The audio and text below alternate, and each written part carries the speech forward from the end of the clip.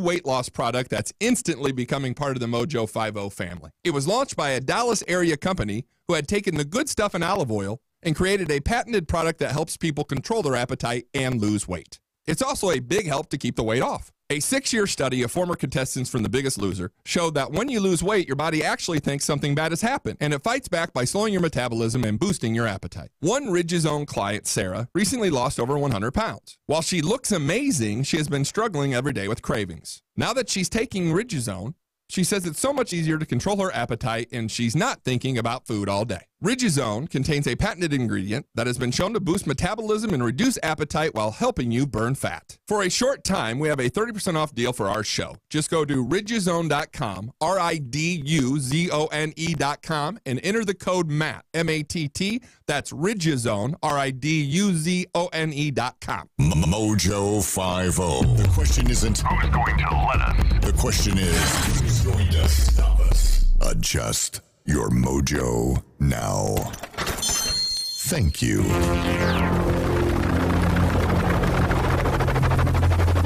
The mothership has landed. Doc Thompson, Brad Staggs, the mighty MoJo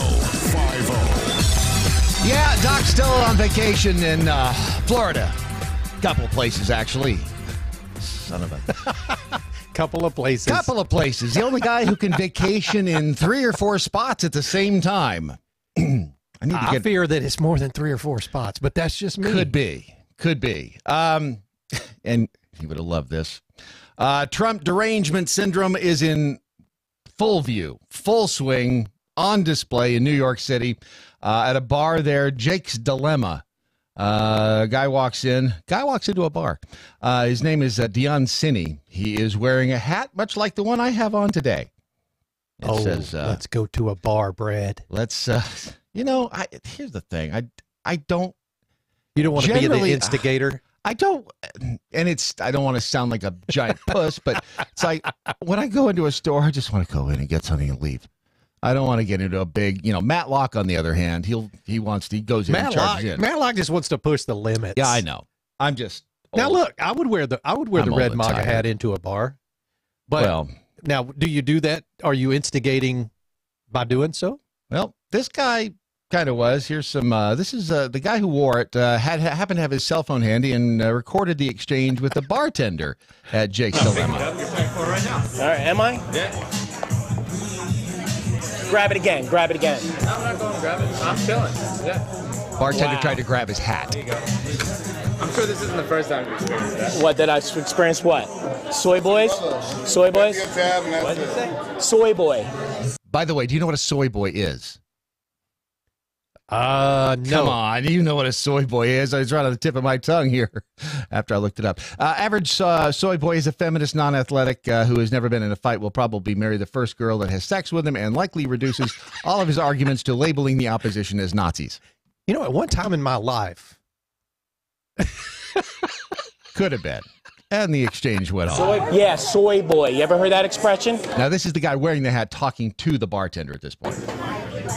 Your boss is going to be happy about that, right? Oh, for sure. You sure? Yeah. Positive. Absolutely. Okay. Just making sure. So he's making him sign his check, and he's making him leave the bar. What's the name of this bar again? What's the name of this bar? Jake's Dilemma. Jake's Dilemma.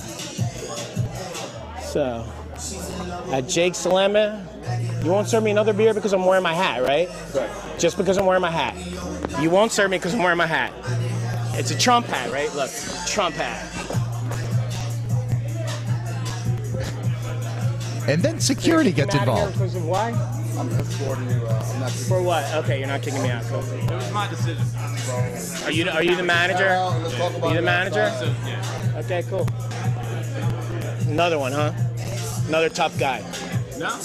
Yeah, you are. Okay. It's because of the hat's red, or what?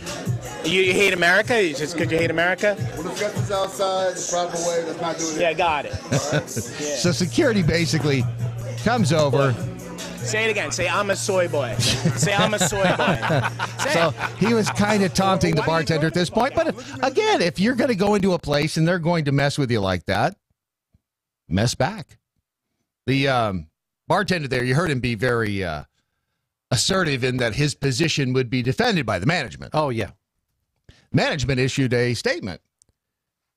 We don't know who this guy is. We don't. Yeah. Ownership and management of Jake's Dilemma would like to directly address an incident which occurred at the bar this past week and has been making its way around social media. We'd like everyone to know that we strive to remain completely apolitical and welcome customers with all beliefs and affiliations with the same first-rate level of customer service. Jake's Dilemma is not a place promoting any specific political ideology, nor a place where we want anyone to feel unwelcome. I'd say that guy felt unwelcome. Rather, we encourage all to eat, drink, socialize, enjoy themselves at our bar. Our staff and management team include people from all walks of life and beliefs. There is no singular or defining character of Jake's Dilemma. With all this in mind, we do fully acknowledge that one of our employees took it upon himself to wrongly promote his political views. So Soy Boy was wrong. The management was not behind him. Well, they were, but their foot was up his ass. We can assure everyone that this employee has been disciplined and will be retrained before being allowed to serve at Jake's Dilemma. We hope to see you at Jake's Dilemma next time you're in the neighborhood. This thing was, let's see, how many? 2,200 replies or responses to this. And some of them... I'm going to tell you, if you walk into any place nowadays with that hat on, people take that so defensively. I mean, it's weird. It's a freaking hat. It's like me wearing a Dallas Cowboys hat. I mean, but now look, there are going to be a lot of Dallas Cowboys fans going, what in the hell are you talking about? I used to love. But the bottom line is I'm supporting someone that I believe in. If I'm wearing that cap, I don't give a damn whether you support them or not. I already got comments, man. I got a comment that said, "Damn it, Ron Phillips, you should always defend yourself with those records are sealed." See. That's all I'm saying. So, you know, if you're in New York and you want to stop by, and I love Manhattan, I do. I hate. Do you really? I've do. only been there once. Oh, I love Manhattan. If I could afford to, the only way I would live there is if I could afford to live like my ex-boss does, and that would be half of the top floor of one of the giant brownstones. He has literally half the top floor. He and his wife. Wow. Yeah, he did pretty well on television. At least one of us did. On the other side of the... hang in there, buddy. We're working on it. I know. Trump derangement syndrome, the repercussions of same. CNN now being sued for $250 million by the family of Nick Sandmann. The attorney for the Sandmann family has filed suit against the network for basically spreading false information about the kid. What do you think is going to happen there, man? They're going to get some money. Or they'll settle. Oh yeah, yeah, oh, yeah. They'll settle with them. Or do you think CNN's going to push it? Jeff Zucker, and this is what also makes me sad. Jeff Zucker, in my interactions with him, he was always a nice guy. Right. I mean, and this was 30 years ago when I actually called NBC and was looking for something. And Jeff answered the phone, and he was very cool. He told me where to go, and not in that sense. But I hate seeing what he may have turned into. Yeah, they'll likely push it, and it'll probably go to court. And the problem is that if they fold, it creates a precedent, and then you got the press and the blah blah blah. This kid will get some money though. Well, this is a precedent-setting. Yes. Thing anyways, but yes, but the bottom kid will line get some is money. The kid, Sam Sorbo said it on her show yesterday, he was the only adult in the room. Yeah, it really was. You know, he basically just stood there and took it with a smirk on his face. Yes. Now, if you ask Matt Locke what he would have done. He was punched the guy. It was just tough for this kid. I mean, when you're in high school like that, what else was he expected to do? I don't know. That's just was he there taunting someone with his red MAGA hat on? And that's just it. That's why the Trump derangement syndrome is real. It's just the wackiest thing. If I ever saw somebody in an Obama hat or an Obama, I didn't walk up to them and tell them they were crazy. Yeah, and I didn't vandalize any cars with Obama stickers on the back of them. Still didn't like what the guy did, but I wasn't. I mean, yeah. But you know what, Brad? He was our president. Yes, and I accepted him as such. At the time, he was our president, and he was my president too, and so was Bill Clinton, and so was George Bush. We live in this country. They're all our president. Not my president. Not mine. The Trump derangement syndrome even escalates and finds its way all the way through government in New York. Now, the New York Attorney General is opening a civil investigation into all of the Trump projects. This brought on by Michael Cohen's testimony. So Letitia James, who was just elected as the Attorney General, I believe, in New York, Cohen's testimony alleged that Trump deliberately inflated his assets when he applied for loans from Deutsche Bank, as well as there was another bank too. So they're basically subpoenaing the records on loans and mortgages, lines of credit, financial transactions related to Trump's properties, as well as attempt to buy the New York Buffalo Bills in 2014. They're just not going to give up. No. This time they've got him. They've got him this time. They've got him. They've got him. Good God, how much is this going to cost and how long will it last? The answer is a lot of money, and it'll last until he's not president anymore. Right. By the way, if you are interested in Mueller's report, you can get it on Amazon. No, you can't. Yes, you can. It's not available until the 26th, but in paperback, it is $11.69 with an introduction by Alan Dershowitz. If you just want the Kindle version, it's $7.99. The Mueller report, the final report of the special counsel into Donald Trump, Russia, and collusion. Kid you not. The report's not even public yet, but Amazon has a copy of it. They've got the March 26, 2019 publication date is a placeholder. We will publish our edition of the Mueller report as soon as possible after it's released to the general public by the Department of Justice. So I guess the only difference between this and one that you can get for, I don't know, free as a down. Will that be open? I can't imagine that they won't publish it online. Yeah, but at some point. Yeah, but you know how much paper you'd have to go through to print that thing? I mean, I'm sure $12 worth of paper and ink. So you can buy He's been working on it for years. Yeah, it's got 1,200 pages. Kurt Russell dies in the end. Spoiler. Sorry, I should have said something. Right, and prior. Donald Trump is still the president. Yeah, that's pretty much that's how it ends. Yeah. Meatless Mondays. We need to talk about that in a second. First, God, I heard that this morning. Yeah, first, though, 13 out of 14 Biggest Loser contestants gained back their weight. Who knew? It's because of You can't live a life like they live on TV for how many ever weeks they're doing that. No, they say it's because of their metabolism, that their metabolism didn't have time to adjust. Yeah. So they gained it back, and that's one of the things that actually the Riduzone has advantage. It has OEA in it. Oh, yeah. If you've never had a little... What is OEA, Brad? If you've never had a little OEA in you? Let me just say... That's a scary thing. Would you like some?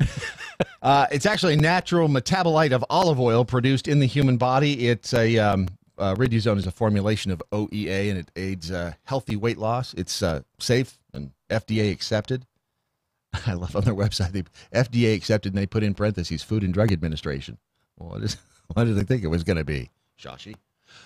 There's now they've got ratings up there, and they've got before and after pictures of some of the people who have been on Riduzone, or as Matt Locke says, Riduzone. Ridja. Would you? Ridja. So go to riduzone.com. If you use the promo code Doc, Matt, Brandon. Pick somebody's name. I don't think my name is actually one of the promo codes, but that's okay. Just pick somebody, and see if it works. Wait, what?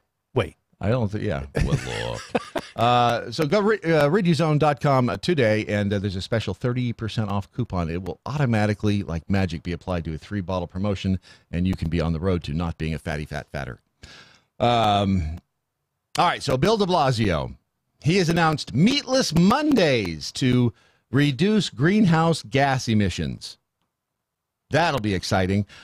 He announced this yesterday that all New York City public schools will have Meatless Mondays beginning in the 2019-2020 school year. Is that not what we're in? No.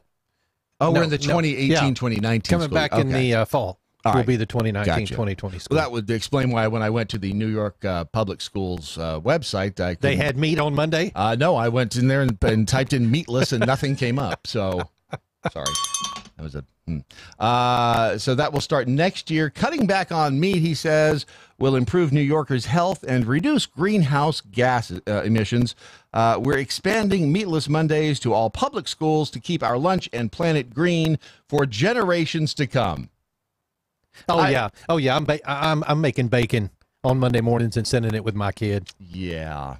Well, it's funny Bacon. because CBS actually sent a reporter to talk to some of the kids, and I wonder if you can tell what side of the fence the reporter was on when she had all the kids scream the following. Meatless Students Monday. show their enthusiasm for the city's new initiative, mixing meat from city school menus on Mondays at 15 Brooklyn schools. This is a movement. It's a movement that is long overdue. Even if you had a bacon, egg, and cheese this morning, you still should want to see more and more of our diets go to a plant-based approach. Why do I have the mayor of New York City telling me what I should be eating? Or, excuse me, I mean, if I was a citizen of New York City, yeah. The mayor sat down with students today, telling them a plant-based diet makes for healthier humans and a healthier planet. What he learned about their favorite veggie. Wait a minute. This from the same guy. You ever dug into his past? No. Oh, he's fascinating. He's fascinating. We did a little bit. De Blasio? The world of wonderful world of Stu. And I got to play Bill de Blasio. And I got to smoke a bong. It was great because I had the. Is that in his past? Oh yeah. Oh yeah. He if you just do a little digging right below the surface. I wonder if he's a vegetarian or vegan. De Blasio. That's a good question. I guess he's going to be if he goes to school. Number one with enthusiasm was broccoli.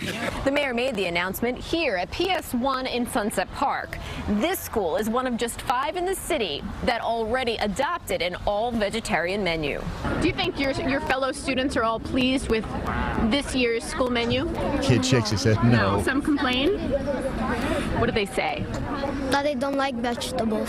Mom Evie Maldonado tells us the students voted to remove all meat from their menus. Some children like meat. Right. And what about your child? They like meat. Do you wish there was meat back on the menu? Yes. But the overwhelming response to upping their veggie intake, thumbs up. I think it's important to take meat off. All right, let me describe this kid that's talking, because he's not going to get a lot of dates on Saturday nights, but he may find the cure for cancer. He will definitely be a scholar. He'll work with numbers, possibly an accountant. Menu because now we're having healthier lives and our bodies are going straight, and plus our brain is getting more healthy and healthier. Today's lineup. Wow. That from a poor kid. Grilled cheese and tomato on a bagel, an apple on the side, yogurt's an option too. This year we're getting more vegetables, like for example the salad, it's good. To ensure lunch looks tasty to all, these kids helped craft the menu along with parents and school administrators. You have to like imagine it and then you do it. What? You have to imagine it and then you do it. Is she I related? imagine eating a damn filet. Is she related to Alexandria Ocasio-Cortez? Oh man. Because this is how it starts. I mean, when you get the kids this young and you start indoctrinating them into the system, that's what you have. Oh. That's what you get. So that's what's going to be happening in public schools in New York, which our friend and our trusted colleague, Mike Opelka, who did this, by the way? It's Opelka. Is it? Yeah.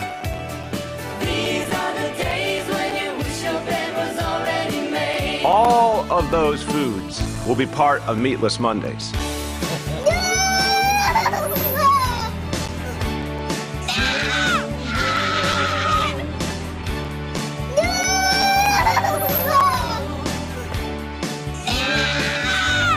Meatless Mondays. I miss Stunt Brain. He said that this morning. I'm like, oh yeah. It's perfect. Well, you know, there's an option actually if you don't want to eat real meat. I mean, and this is something the FDA and the USDA have now teamed up to oversee cell-cultured food products. Cell-cultured food products, in another more simpler term, is lab-grown meat. You know, look, Brad, why? Okay. So here's the thing. This is why homeschooling is such a big deal these days, is because your kids are getting indoctrinated by people who are not you, right? Yeah. You send them off, and they're being educated in such a way that a lot of parents don't care for.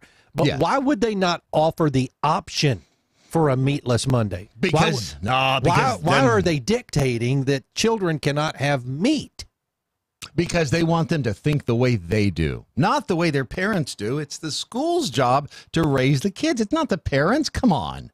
Everybody knows the government they know much better than you. They know more than you, and they can spend your money far better than you would ever dream of being able to. So the U.S. Department of Agriculture and the FDA announced, I guess it was on Friday, that they will share regulation of the lab-grown meat, which scientists produce by multiplying animal cells so that they mimic traditional pork, beef, chicken, and fish. The food products need to be reviewed and approved by both agencies before they can be sold in grocery stores under the agreement on joint oversight. And remember, if the government ever shuts down, this is part of that whole thing, that we won't have the lab-grown meat oversight. That's scary. Under the agreement on joint oversight, the FDA will regulate the first stage of the production process, which includes cell collection and growth. What do you do for a living? I'm a cell collector. I grow them. The agency will then handle off the oversight of production and labeling to the USDA. The shared regulatory approach can help ensure that cell-cultured food products, lab-grown meat, are produced safely and labeled accurately. She said, Carmen Rotterberg is with the USDA. She said the new label required for the cell-cultured meat won't simply use the terms like hamburger or ground beef. I'm assuming it will say something like lab-grown meat. There was a taste test. This was over across the pond in England, and they were asking some of these chefs on the BBC to taste the meat. And here's what one of the chefs' responses was. I was expecting the texture to be more soft. Excuse me, by the way, she's a food critic. She's not a chef. And she was expecting it to be more soft. There's really a bite to it. And there is quite some flavor with the browning. And I know there's no fat in it, so I didn't really know how juicy it will be. But there's quite some intense taste. It's close to meat. You know, it's like when you ask somebody to taste something you've just cooked and they don't want to tell you it tastes like crap. They talk around it. It's, did you season this with paprika? What do I mean, this is, It's not that juicy, but the consistency is perfect. I miss salt and pepper. The consistency is perfect. That's right. You got any A1 sauce? That's what I always, when I go out to eat, that's what I want. I want food that the consistency is perfect on. I mean, who wants stuff that tastes good? I want perfect consistency, which ironically is what Anthony Bourdain had to say about it. He, before this was before he died, by the way. Since then, he hasn't been very active. But they asked him, and this has been a couple of years ago, what he thought about the artificial meats. So I look at food as being something that should be pleasurable first. So the idea of creating synthetic meat, it seems antithetical to everything I believe in, which is to say, I see it as the enemy. Anytime you discuss food as sustenance first, without any consideration for happiness, joy, magic even. We waste a lot of meat in this country. There are plenty of cuts of meat off the animal that we throw away and do not use. And you can make wonderful things. By the way, have you ever had beef tongue? No. Oh, I ate it once and didn't know I was eating it. Was it good? Actually, it was. Until I found out what it was. And then... yeah, not so much. That's like escargot. Yeah. Things out of those products. I think we should be doing that long before we start thinking about a growing meat-like product in the lab. And if you're a vegetarian or a vegan, and you are spending your time patting yourself on the back that you're eating a meat-like substitute made from some weird soy product, how do you think they develop that stuff? Like, how do they know it tastes like meat? Somebody somewhere is killing something, believe me. And the stuff's awful in any case. So Anthony Bourdain was not a huge fan of the artificial meats. No, you know, like somebody commented that Bourdain's making breakfast right now for Doc and Harambe, and I bet it's got meat in it. I bet it does. I'll bet it. I hadn't thought about Harambe being there, too. Yeah, Harambe. Wow, I wonder what he had to say to Doc when he saw him. What's up, Doc? Could have Sorry, been. I couldn't help myself. That's low-hanging fruit right It was there. low-hanging fruit. I don't blame you. Well, all of this brings up an interesting philosophical and moral question. And do you remember Rhett and Link? Those guys did the great. Yep. They've got a very deep philosophical question. It's coming up next on this, your Daily Mojo. Happily promoting the 4 F's. Freedom, faith, free markets, and fun. MoJo 50. I'm Mike Opelka from PureOpelka.com. Here's your 2-minute drill. Well, the social engineers are at it again. New York City Mayor Bill de Blasio made the big announcement yesterday. He is putting meatless Mondays into effect in schools in New York. Not all of them, not yet. We are now announcing today that in 15 public schools in Brooklyn, we will be instituting meatless Mondays. Oh, great. But why are you doing this, Mr. Mayor? There is a climate crisis, and the decisions we make have an impact on that crisis. The obesity crisis.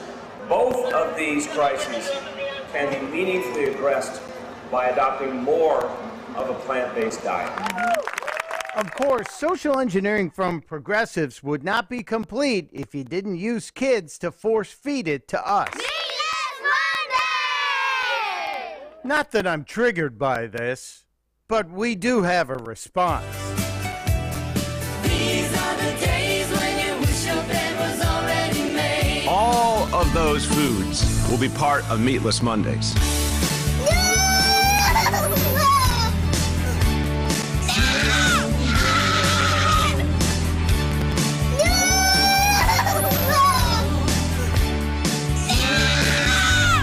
Meatless Mondays.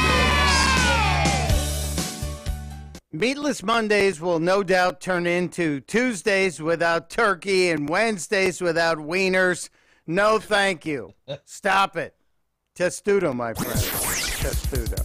Mike Opelka's 2-minute drill is powered by MoJoWildRice.com. Their wild rice is a superfood, gluten, sodium, fat, and cholesterol-free, yet high in fiber, protein, zinc, phosphorus, and trace minerals. But you're going to love it because it's delicious. MoJoWildRice.com. MoJoWildRice.com. The Daily Mojo. Oh, effing Florida, man, has a great idea. You send the kids to school with baggies of bacon. Thank you. They sell them at lunchtime. Thank you. What'll happen? Dude, we'll make a killing. What'll happen if, which, by the way, they had to kill the pigs to get the bacon. So? What? I didn't have to kill the pig. What's going to happen if, like, on Meatless Mondays, if kids bring in and start black market selling all this stuff? They'll get rich. Yeah.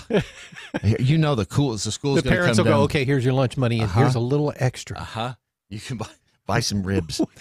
Opelka says Wednesday without wieners. Sorry, I didn't have the bell ready. There's a, oh, wow. DMXDM coming soon to a school near you. Bill de Blasio's beef buttholes. It doesn't sound really good, but maybe it goes good. Maybe that could be the next coffee flavor. Pickled squirrel, pleasurable meat. Didn't he open for Candy Poltitsky at the Sands in 95? The twins? I miss the Poltitsky twins. Damn it. They're cousins. They'll always be twins to me. Nobody left to argue. What were their names? Candy Poltitsky and Candy Quagliati. Candy Quagliata. The Poltitsky twins.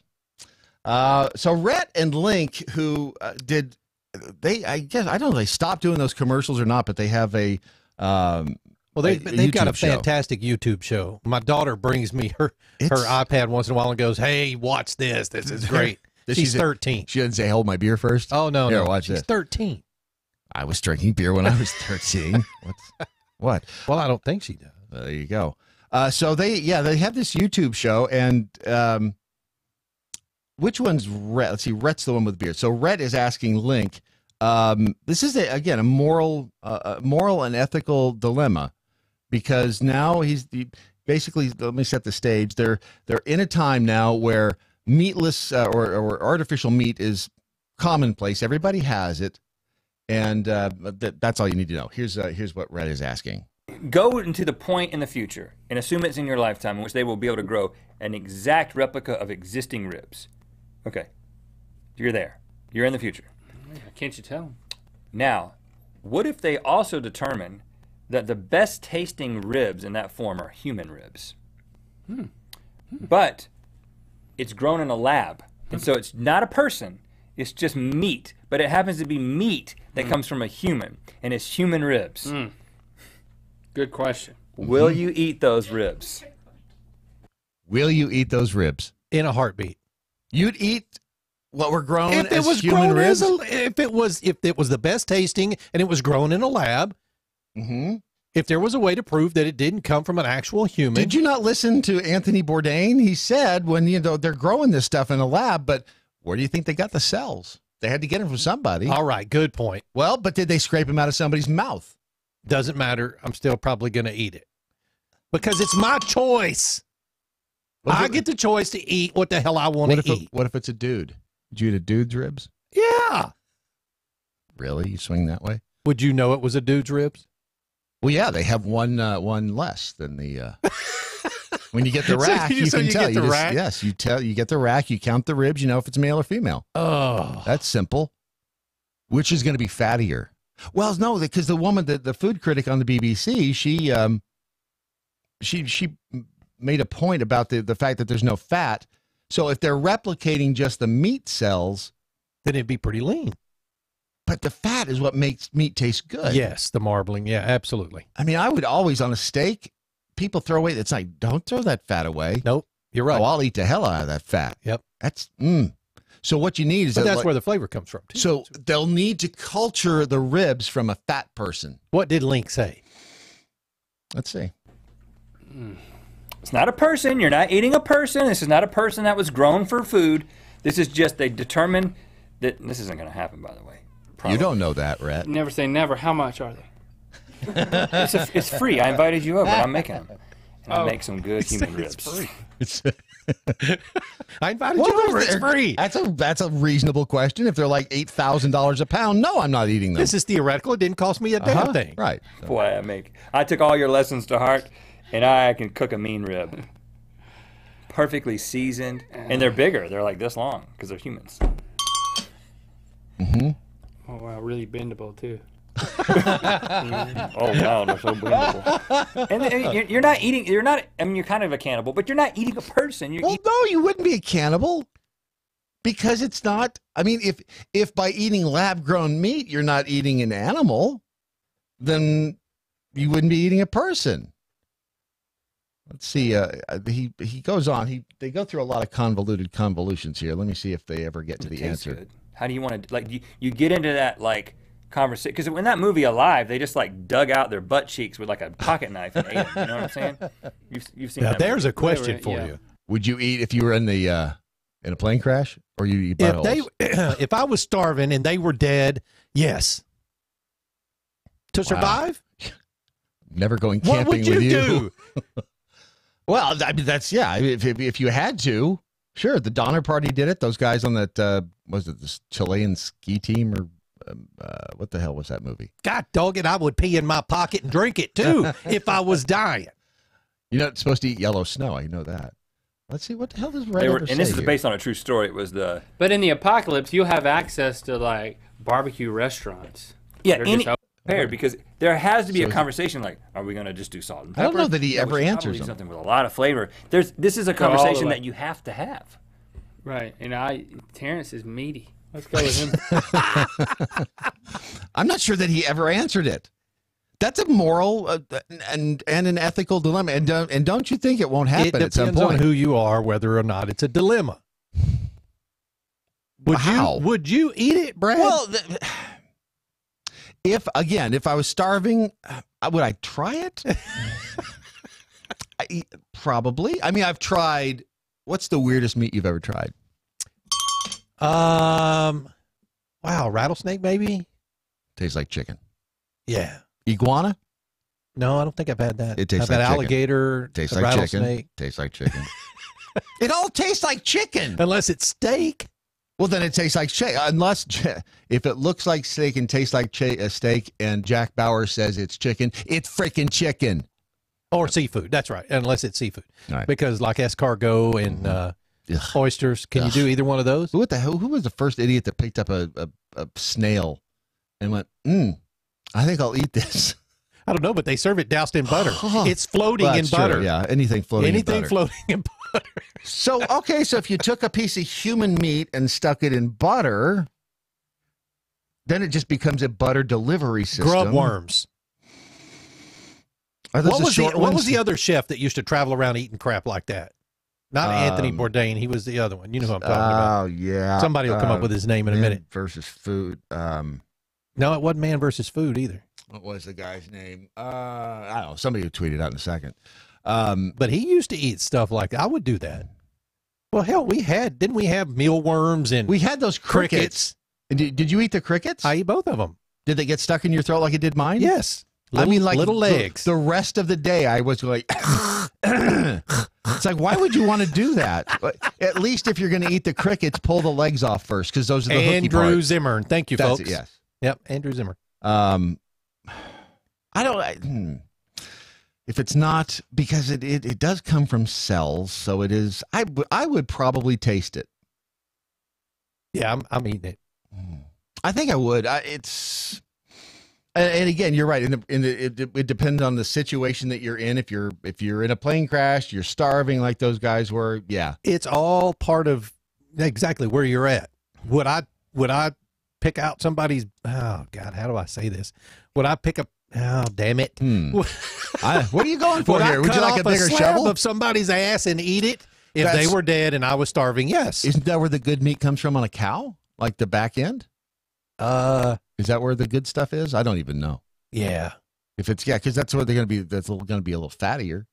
Yeah. Now I would pick the biggest person and eat their ass. I think we just found the next new shirt.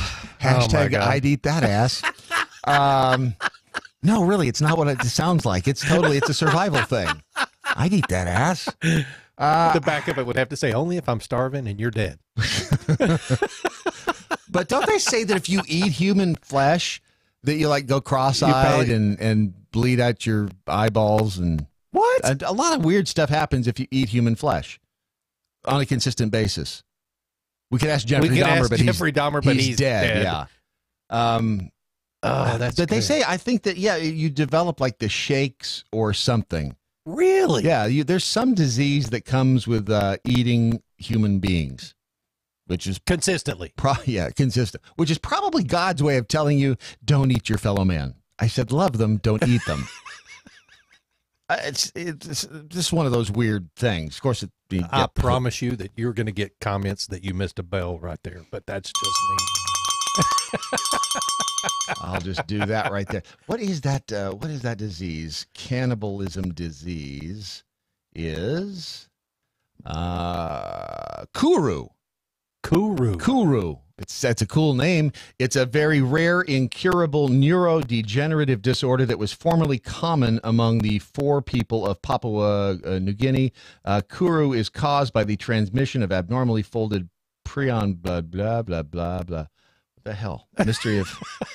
That's what it says. Is that not what you get? I did not hear you say you couldn't eat somebody's ass if you were starving. That's what I didn't hear you say. Body trembling, also known as laughing sickness.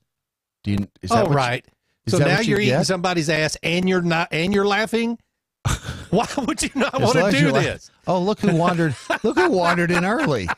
So what the hell are we talking about? Well, it's Tuesday, and what other topic are you going to discuss? Eating ass Tuesday? Is that what this is now? You know what? You didn't have to let the cat out of the bag that quick. Sorry if we were saving that for an announcement. That was the big announcement tomorrow, but no, now everyone knows. He The Morse code and eating ass. That's Wednesday. Would you eat human flesh? Because I don't know if you heard any of this, we were talking about the fact that lab-grown meat is going to be, the FDA and the USDA now have teamed up. They're going to oversee the production of lab-grown meat. So Rhett and Link asked the philosophical question, in the future, they're going to be able to reproduce human meat. Would you eat human ribs? If it was the best, if it was good meat, if they considered it good meat. Yeah. If it was good meat. If it was the best tasting meat, would you eat human ribs if it was grown in a lab? No. Why? I'm all over it. Why dude. wouldn't you? Why? Why would you not eat it? Why would I want to? Is it an ethical, moral thing for you or what? What? Okay. What are you, a pussy? You won't do it. Yeah. All the cool kids are doing it. Here, hey, Mikey. Yeah, exactly. Give it to Mikey. Mikey will try it. We tried it. We liked it. What's wrong with you? No, why would you want to eat human meat? Because it tastes good. No, it's the best. That's what he said. If it was the best tasting meat, and you knew it was grown in a lab, but it was human ribs, would you eat it? No, because no, eating human meat has disastrous effects. Oh, that's what I was just looking up. And yeah, what do you think they are? Well, for one, I think if I'm not mistaken, it messes with the hormones in your body, and it also gives you some kind of muscular. Okay, so we're thinking of the problem. same thing. Look, if it's grown in a lab, can they not pull that out of it? That's what I'm saying. But then would it be human meat anymore? Yes. Good point. Well, absolutely. Okay, here's another question for you, Mr. Theoretical Moral Dilemma. This is human meat. How am I the only guy in here? If you're in a plane crash and your people died, would you eat their ass? Would you chop pieces of their ass off to survive? Right. See, that's a whole different story. That is a different story. That is a whole different. See, like if I'm in the land of plenty where we are right now. That's correct. All right. No, I'm not going to eat human meat. However, if I'm in a situation where it's either Life I have or death to eat on your ass part. or die, then I'm eating ass. There's the next shirt in the series. Hashtag eat ass or die. Eat ass. So now we've got I'll eat that ass and eat ass or die. So the comments are flowing now. Gee, that's a shocker. Check Pornhub to make sure that's not already taken. So apparently it's the Papua New Guinea tribe. They ate each other, and it was called the laughing death. It was caused by eating human meat. So when you eat the meat, you get the laughing death. Yeah, which doesn't sound too damn funny. No, that's like no. Okay. Not a lot of humor there. All right, so the four people ate their dead instead of burying them to protect them from worms and maggots. Oh well, thank God they're. We wouldn't want them to get eaten up. We don't want our worms and maggots to eat them. We'll eat them. This is what happens, though, when we start interfering with these tribes that are isolated. We screw up their whole customs, all of their customs and their beliefs. How dare we? Right? Better in the stomach of a loved one than in the stomach of a grub. So the forethought. Even better was the stomach of a female loved one because her body could tame the dead spirit. So the women scooped out the brains, of course, to cook and roasted the bodies. They sneaking tidbits to their young children. Good Lord. And they were, today this is not if you're really good, I'll give you a slice of Grandpa. By the way, I did not plan on this whole thing today. They were getting really sick. The disease called Kuru caused the ill to lose control of their bodies and their emotions. So they had their period. So they got high. PMS. So that's what PMS is. That's what it is. Damn it. They've been eating people. Eventually, spoiler, they died. What baffled researchers was that Kuru wasn't a virus or a living bacteria. It was a strange process that researchers compared to Dr. Jekyll's transformation into Mr. Hyde. The thin line between good and evil crossed by a twisted protein, one that tricked other proteins in the brain to twist like it, damaging the brain's cerebellum.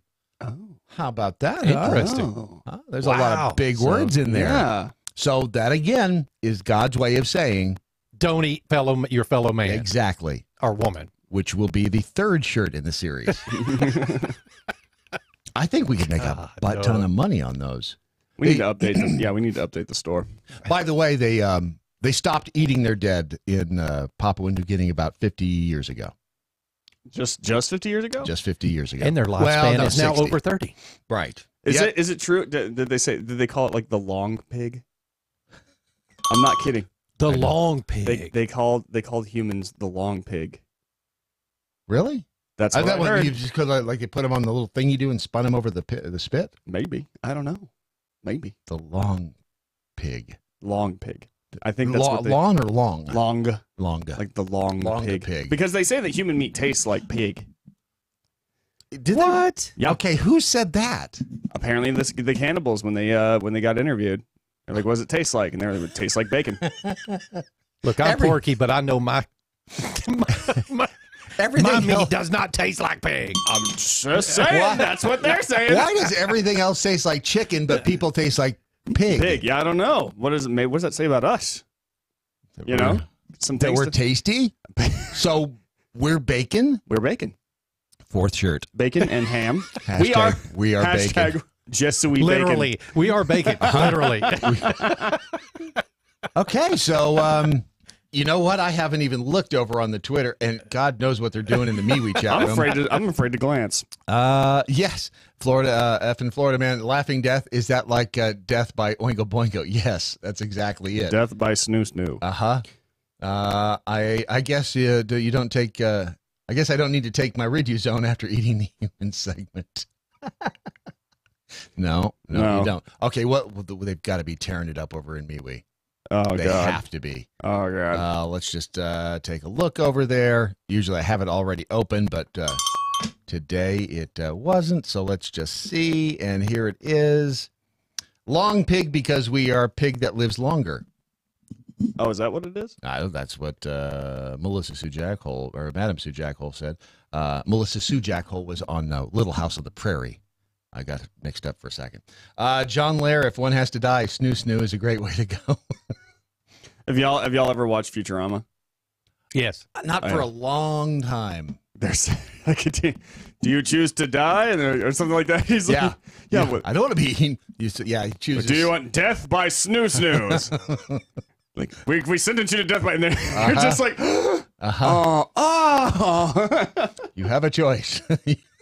I'll take what's behind door number 2. Tip the veal, try the waitress. That's my line, damn it.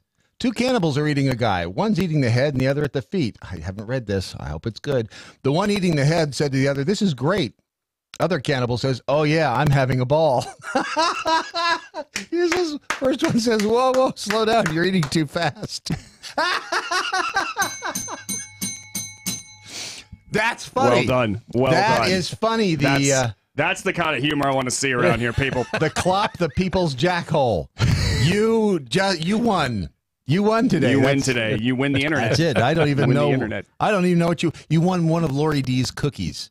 Oh, is this Lori D's cookies? Yes. Yeah, they are. I'd eat her cookies anywhere. I had a couple of her cookies last night. Did you? Yeah, absolutely. It's a product of Germany. It's really good. Oh, my word. Yes. Does she not have some fabulous cookies? Oh, man. They're made with real human meat. Oh, I can't. Oh. None of that lab-grown crap. This is the real stuff. So y'all really were eating ass. Oh, yeah. Well, I'm not sure she got that far down. Oh, really? It may just be ribs. Oh, is it ribs? It might just be little rib bones in there. Maybe you've been having a ball. You don't know. Could be. Have you ever eaten what is it, Rocky Mountain oyster? No. Yeah, Rocky Mountain oysters. No. Have you ever done that? No, I have not. So or calf fries. Yeah, we were in. It was in Fort Worth. It's in that restaurant that's the dome thingy. In what is that called? It's some highfalutin restaurant. I can't remember. Did I eat? I think I had one. And I'm trying to remember what I thought of it. Obviously, it didn't leave that big an impression on me because it kind of. Let me see if I can remember. Brad, for those that do not know, Rocky Mountain oysters are balls. They're calf balls. They're calf balls. Yeah, because you can't eat the full grown one. No. Try swallowing one of those. I've eaten. Like why do they put stuff on the menu with names that people won't recognize? Exactly. Like if you've got calamari, call the shit squid. Well, yes. Well, they won't sell enough of it. I'm yeah, sure. I was going to say. I think because most people. I did that with my kids. Here, try this. Yeah. They ate it. Oh, is it good? Absolutely, it's good. You know what it is? Calamari. Yeah. Do you know what calamari really is? No, it's squid. That's how I ended up trying tongue. My dad loves tongue. Does he? Cow tongue? Oh yeah, he'll cook it in a pot. He'll boil it, and the smell is just horrific. But Do you guys eat gizzards or yes, liver? Gizzards are also good. Liver is nasty. Liver is Why really the hell do you want stringy. to eat the freaking? No, The weirdest thing. It's squishy. Yeah. The weirdest thing I ever ate. Chew on it for like an It's hour. a filter. It's At our ranch, we used to go deer hunting at our ranch, and we brought one down. And I'd never had. I didn't know you could do this. Yeah. But at one point in time, my dad's buddy, who was with us at the time, You ate him? He You took ate him, out, we didn't you? ate him. You ate him. Ate ass. That restaurant's Riata, by the way. He reached into the deer after cleaning it out and dressing it and everything like that, and he took out its heart. And Was it still beating? yeah, and he was like, Kalima, Kalima. Wow, I've seen that home video. That's He wild. did not take a bite of that heart when he pulled it out. No. Oh, What that he would have ended been up doing, badass, though. It would have. That would have been badass. I'd Take a have been picture like, of him with that in his okay. hand with blood all over his We face. know who's in charge here. Yes. But he put it on a grill, and he just barely cooked it. And he took it off, and I mean, you could almost it sliced off like butter, like the little parts of it. And he handed a piece to me, and he was like, "Try it." And me, I'm a pretty adventurous dude, so I was like, "All right." So I popped it in my. It was probably one of the best things I've ever tasted. Deer heart, if you get the chance, eat it. And it's a great movie. Yes. Plus, it's a dessert topping. That's Deer Hunter. Oh. No, there's Deer Heart, isn't there? Oh, that's Braveheart. Braveheart. That's Braveheart. It's Deer Hunter meeting Braveheart. It's Deer Heart. It's a floor wax. It's a dessert topping. It's really good. Would you eat human fries? Damn, I thought you almost said feces. No. We all know the answer to that one. Why did you say, damn, I almost thought you said feces. Yeah, right. I'm disappointed now. I'm watching him talk, and I'm like, he said, would you eat human? And I'm like, he's going to say feces. By the way, when you do that, that is the equivalent of pausing before when you were asked a question about something. That's the same thing as pausing. That's a yes. Human fries? Yes. No. Oh, nuts. Yeah. Sorry. You wouldn't? Why? I'm out. Why? I don't know if I was starving. If I was in a plane crash and I was starving, flesh, but not balls. Oh no, I'm eating every part of the person first, except that with a nice Chianti. You wouldn't eat that. That would be the last thing you'd eat. The last thing. Wow. I didn't realize you were such a testicleist. Wow. Now we know another piece of the wrong puzzle falls into place. The Warlords, another Twitter handle. Warlords used to Rondolph's meat. The Warlord used to what? They used to actually eat their enemies because they felt like they gained their powers whenever they would consume them. Like and I can African see that. warlords Yep, and stuff. I can see that. They used to do that. By eating the balls? Just eating the person. Just eating the person. It doesn't. Okay. I'm pretty sure that they weren't like, "Hey, can I pop a few of those testicles?"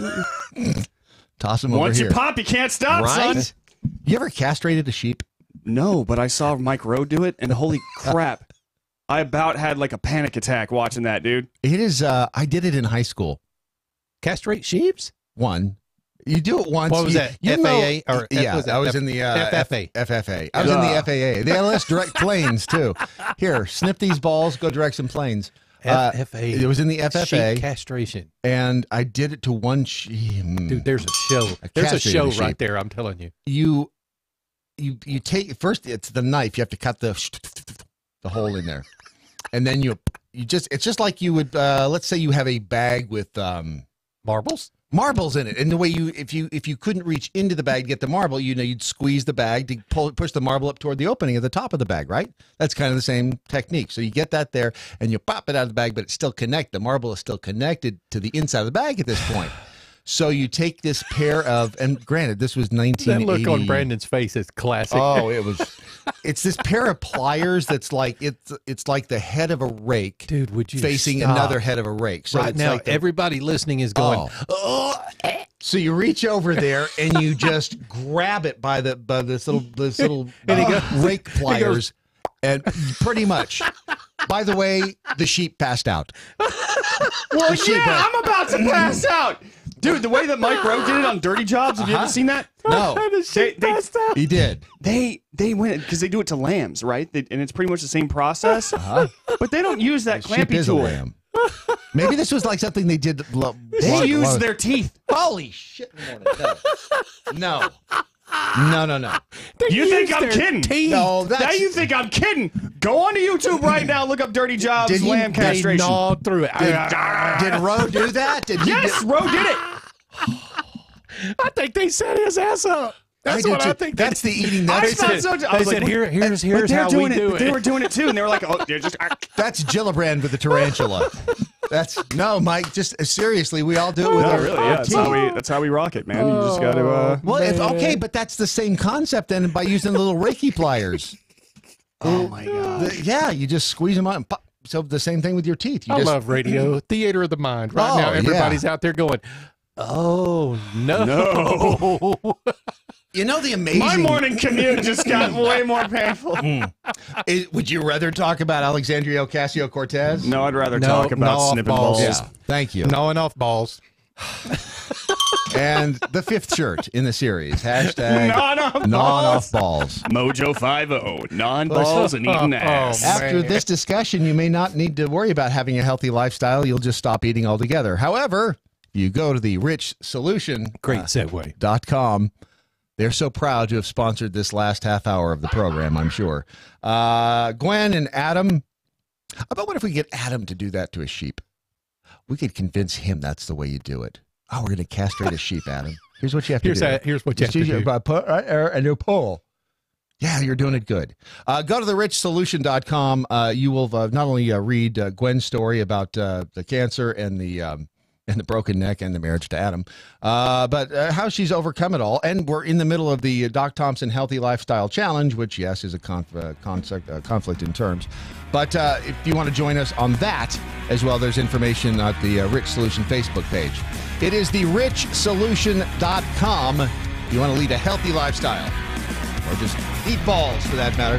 Coming up next, it's your headlines on this, your Daily Mojo.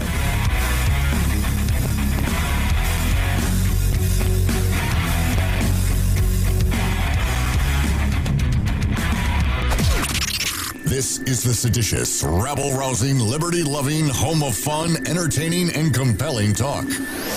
MoJo 50. News this hour from townhall.com. I'm Rich Thomason. There is speculation an automated anti-stall system may have contributed to this week's crash of a Boeing 737 MAX 8 jetliner in Ethiopia, as well as a crash of another of the planes in Indonesia in October. The FAA says it expects Boeing will soon complete safety upgrades to the system. USC aviation safety expert Thomas Anthony expects investigators to uncover several reasons for the Ethiopia disaster. It's always more than one. It's never one thing. It's always a multiple combination of factors that lead to a catastrophic accident like this. And so that is what we can expect. Multiple factors. A number of countries, including Australia and China, have grounded the plane. Close to 24 airlines not flying the MAX 8, at least for now. The plane is still in the air in the U.S. The U.S. withdrawing the last of its staff from its embassy in Venezuela. Secretary of State Mike Pompeo announced a decision late Monday night, citing the deteriorating situation in Venezuela. He says the remaining diplomats will be removed by the end of the week. Venezuela is struggling to restore electricity after 4 days of blackouts around the country. It also has a deepening political crisis. The U.S. has led an international effort to oust Socialist President Nicolas Maduro and replace him with opposition leader Juan Guaido. I'm Mike Hempen. House Speaker Nancy Pelosi has come out against the impeachment of President Trump, and that put her at odds with some of her fellow congressional Democrats. Pelosi tells the Washington Post that impeachment would divide the country and would be unwise unless there's something so compelling and overwhelming. She says it's just not worth it. On Wall Street, stock futures mixed this morning. Right now, Dow futures are down about 87 points. NASDAQ futures 9 points higher. More on these stories at townhall.com. Take the pain out of ordering your diabetic testing supplies with Diathrive. Diathrive ships the testing supplies you need directly to you when you need them. Best of all, with plans starting as low as $8 a month, Diathrive is probably going to cost you less than what you're paying today. Diathrive is so convinced that you'll love their service, they're offering your first month of supplies free. Simply type the code DOC, D-O-C, at checkout. Diathrive.com. That's DIA Thrive.com. The 3, which is a threesome. Yes. But a full, I guess foursome. And then fivesome. And then gangbang. You're in no man's land. Yeah. No, you're in a lot of men's land. A lot of men's. Brandon Morse, today at 1. MoJo 50. You know what makes you feel really good about yourself? Doing something good for somebody else. And if you'd like to do that today, go to jdrf.org. Join them in the fight against type 1 diabetes. jdrf.org. It's something good you can do for the world. jdrf.org. If you are trying to quit drinking or doing too many drugs, listen to me. You don't know me and we'll never meet. I had a problem like you once. I drank and used to party a little too much till it got out of control and almost ruined my life. I realized I needed help to fix my problem before it totally destroyed me. If you've tried to fix your drinking and drug problem and you know you can't do it alone, you need to call the National Treatment Advisors. They'll immerse you into a 30-day program to replace your old habits with new habits and totally change your life. And if you have PPO private health insurance, the entire program may be covered. Fix your problem right now before it gets any worse. Get clean. Call now and learn more. 800-296-1252. 800-296-1252. 800-296-1252. 800-296-1252. If we weren't so bad. To puppy rape. I like to cuss. Do I want to keep my penis? Cat wants some black titty. We wouldn't be so good. MoJo 50.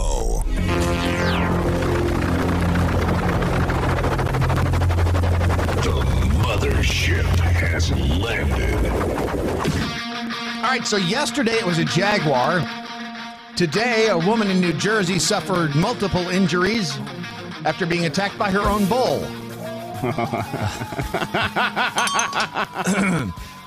Sparta Township Police dispatchers were made aware of an aggressive animal that was roaming the roadway at about 3 o'clock. I guess this happened on Friday. Reports said that it was a cow, but no.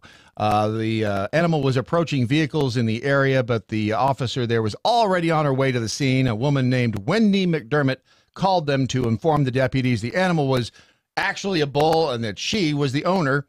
No one can reach McDermott for comment, but the bull began to mount the owner's SUV.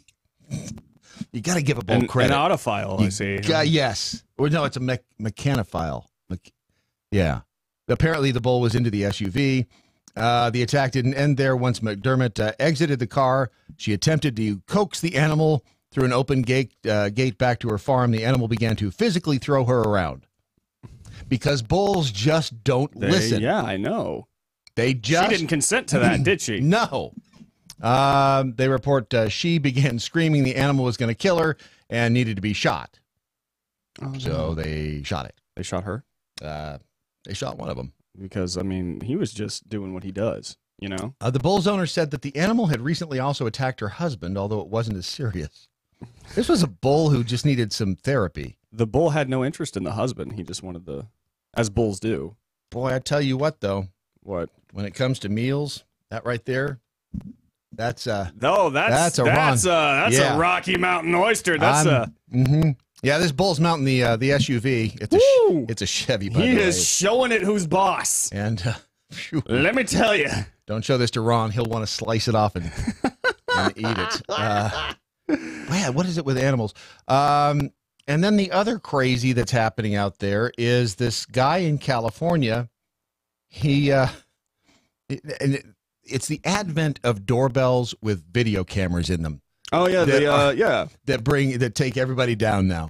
So this guy apparently lives across the street from this house, and they caught him on video again over the weekend. I wonder if there's alcohol. He wasn't licking the doorbell, was he? No, he wasn't. No, he was. Because that was a thing. That was a thing. That was weird. Definitely for like 30 minutes. Now this guy walked over to the house and took 2 gallons of diesel fuel and poured them on the front door and tried to light their front door on fire.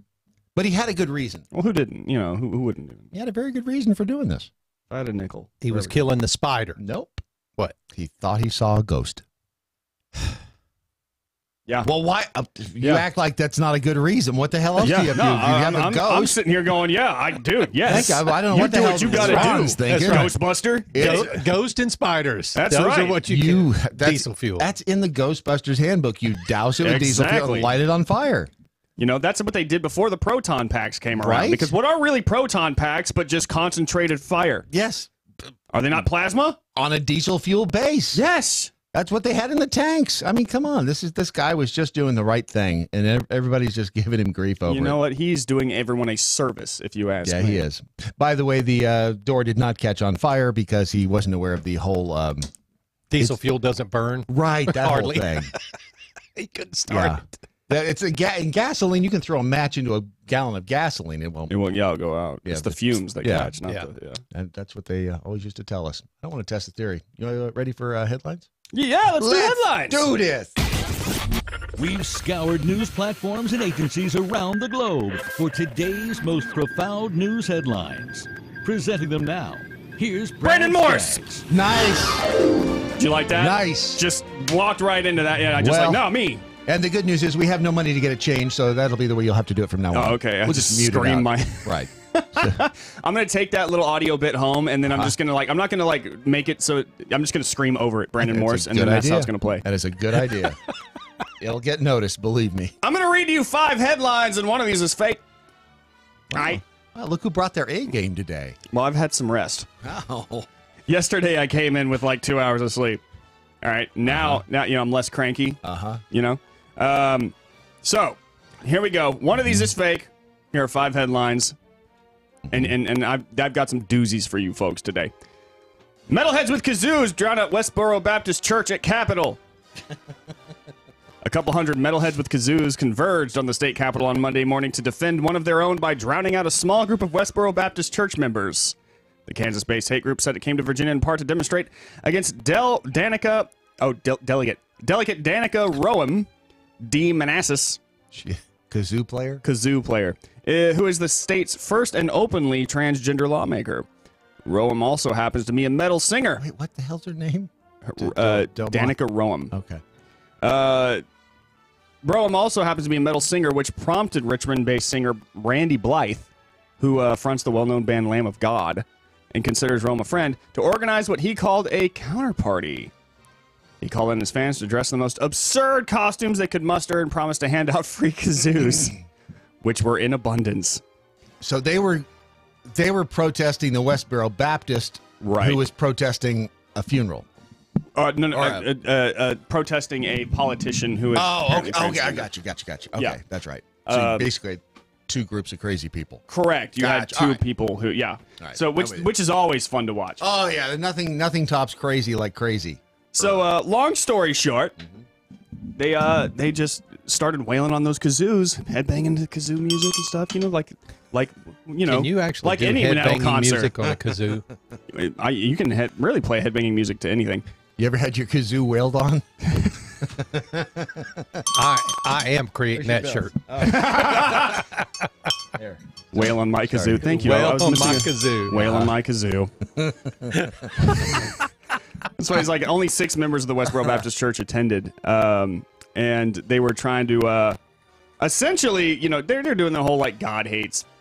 I don't know if I can say that word on radio. Oh man, I don't know if I can say that, but you guys know what I'm talking about. They're just a-holes. But the metalheads drowned out the hate from the Westboro Baptist Church with kazoos. All right. CBS sitcoms under fire for using prison laughter. Criticizing, yes. Instead of a live studio audience? They apparently just criticizing the network before the cruel and unusual treatment inmate rights groups blasted CBS programming executives Friday after evidence revealed the use of prison laughter on their sitcoms became public. It sure was laughter, not tears. Evidently, incarcerated men and women are forced to sit and watch live tapings, and then witness say if the guards aren't pleased, whatever with the volume, they can demand that they laugh more. So it's like cheap laughter. Isn't that cruel and unusual punishment? Especially with some of the sitcoms they have on now. Well, I mean, think about it. They don't have to pay for it. That's true. You know, it's like just it's kind of like a public service thing. That's so a good instead point. of going out, isn't that weird? Instead of going out, so your punishment today is they don't have to pay people to come in. At TNN when we do live tapings. What in the hell is wrong with that? I actually don't have any problem with that whatsoever. Me either. Yeah, they're in jail. We should use them. Laughter is the best medicine. We used to use old people. I kid you not. We'd get audiences and we'd get to it's old people were always the ones available in the middle of the day when we were taping shows. In the business, folks, they call that ADR, but they did they drop it in after the fact? Is that what it was, or were they doing it live? No. They were dropping it in after the fact, like a laugh track. Yeah. But it's like free labor. Instead of it's smart if you ask me. Actually, paying your debt to society. Exactly. That's right. By laughing. Holy crap! You have see, you can go in here with Big Burly Joe, otherwise, or you can laugh. Otherwise, you just lay there and take it. Exactly. Yep. Which in and of itself is probably pretty funny. There's a lot of craziness happening right now in Virginia, you know, as you guys know, but there is something that is actually pretty cool going on. Virginia Roofing Company offers free AR-15 with roof installations. I want to go buy a house there just to get the roof. In a video posted to Facebook Wednesday, president of the Virginia Roofing Company, LMC Exteriors, tells customers they can receive a gun upon purchasing roofing services.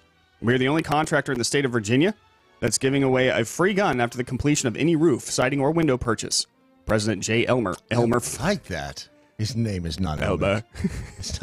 I thought It's not Elmer Fudd, is it? It's J. Elmer. I'm going to guess that's the fake one if it is. Says the word AR-15 flashes over the screen in yellow letters. According to the Facebook post, customers will receive a voucher to purchase a firearm from a licensed dealer upon the completion of a roof, window, or siding service. After receiving a voucher, they must pass a background check before purchasing the firearm.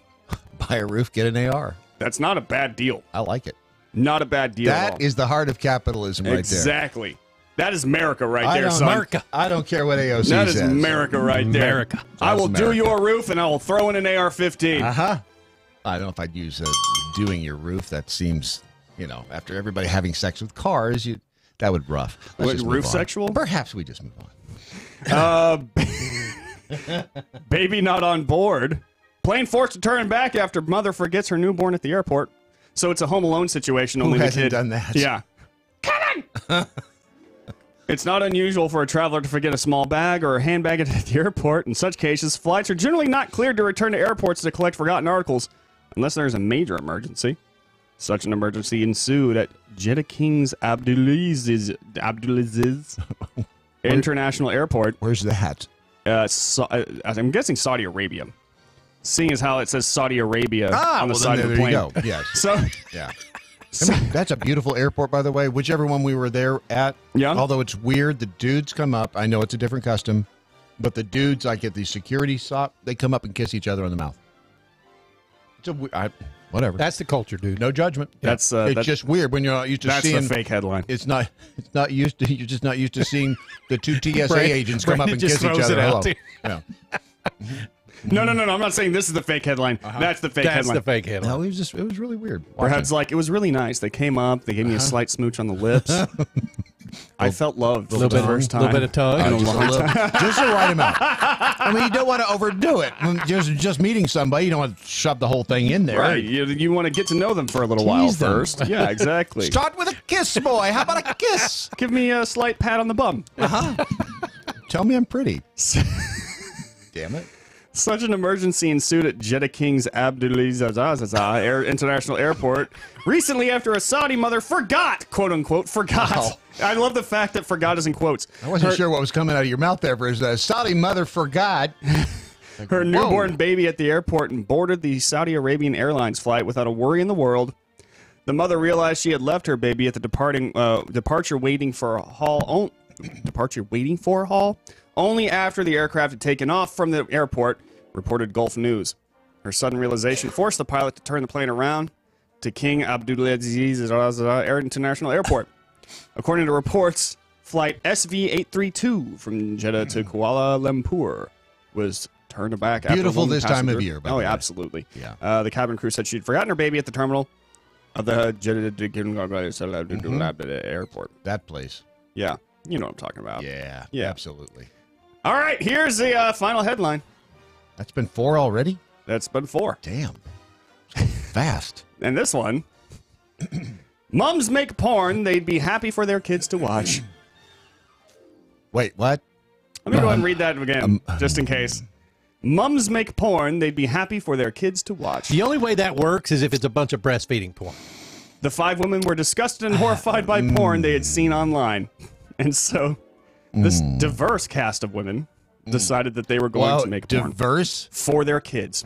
Diverse? That means some of them are big. That means, yeah, some of them are ugly, Some of them are have great big. personalities. Great dancers, great conversationalists. Wow, why would you ever want your... Go ahead, I got to hear the rest of this. Yeah, mums disgusted by online porn made a film containing sex that they would be happy for their kids to watch. The 5 women taking part in Channel 4 show Mums Make Porn first had to research hardcore films. They have a show called Mums Make Porn. That could be accessed by youngsters online for free. No wonder we kicked their ass in the war. Mum of 6, Sarah Louise, was so traumatized that she threw up. Wow. And 40-year-old Sarah cried seeing graphic rape-based content. Wow. She said, if that was the first time I'd seen anything about sex, I'd be petrified. I just thought all of a sudden that I was going to throw up. Where were all the MILFs when I grew up? No kidding. Yeah, but it doesn't say that they're MILFs. They're Well, it purposefully does not say they're MILFs. That's I wouldn't. correct. I That's wouldn't. right. I mean, think what it would be. They're just. I wouldn't. Maybe one of them. Yeah. Maybe one of them. We You have to separate it from the pack of hounds. It continues. God. It gets better or worse. We need to show kids that there's something else that this horrible shit we see on the Then this horrible shit we see on the internet, she added. If my son treated a woman like that, I would kick his arse to kingdom come. Porn doesn't represent normal women. The actors and actresses they use the actors and actresses they use mislead kids. They need to realize it's not normal. I would never do. I mean, you never want to see your parents or your kids have sex. Those are the two things. It's apparently a 3-part series. Did you say apparently?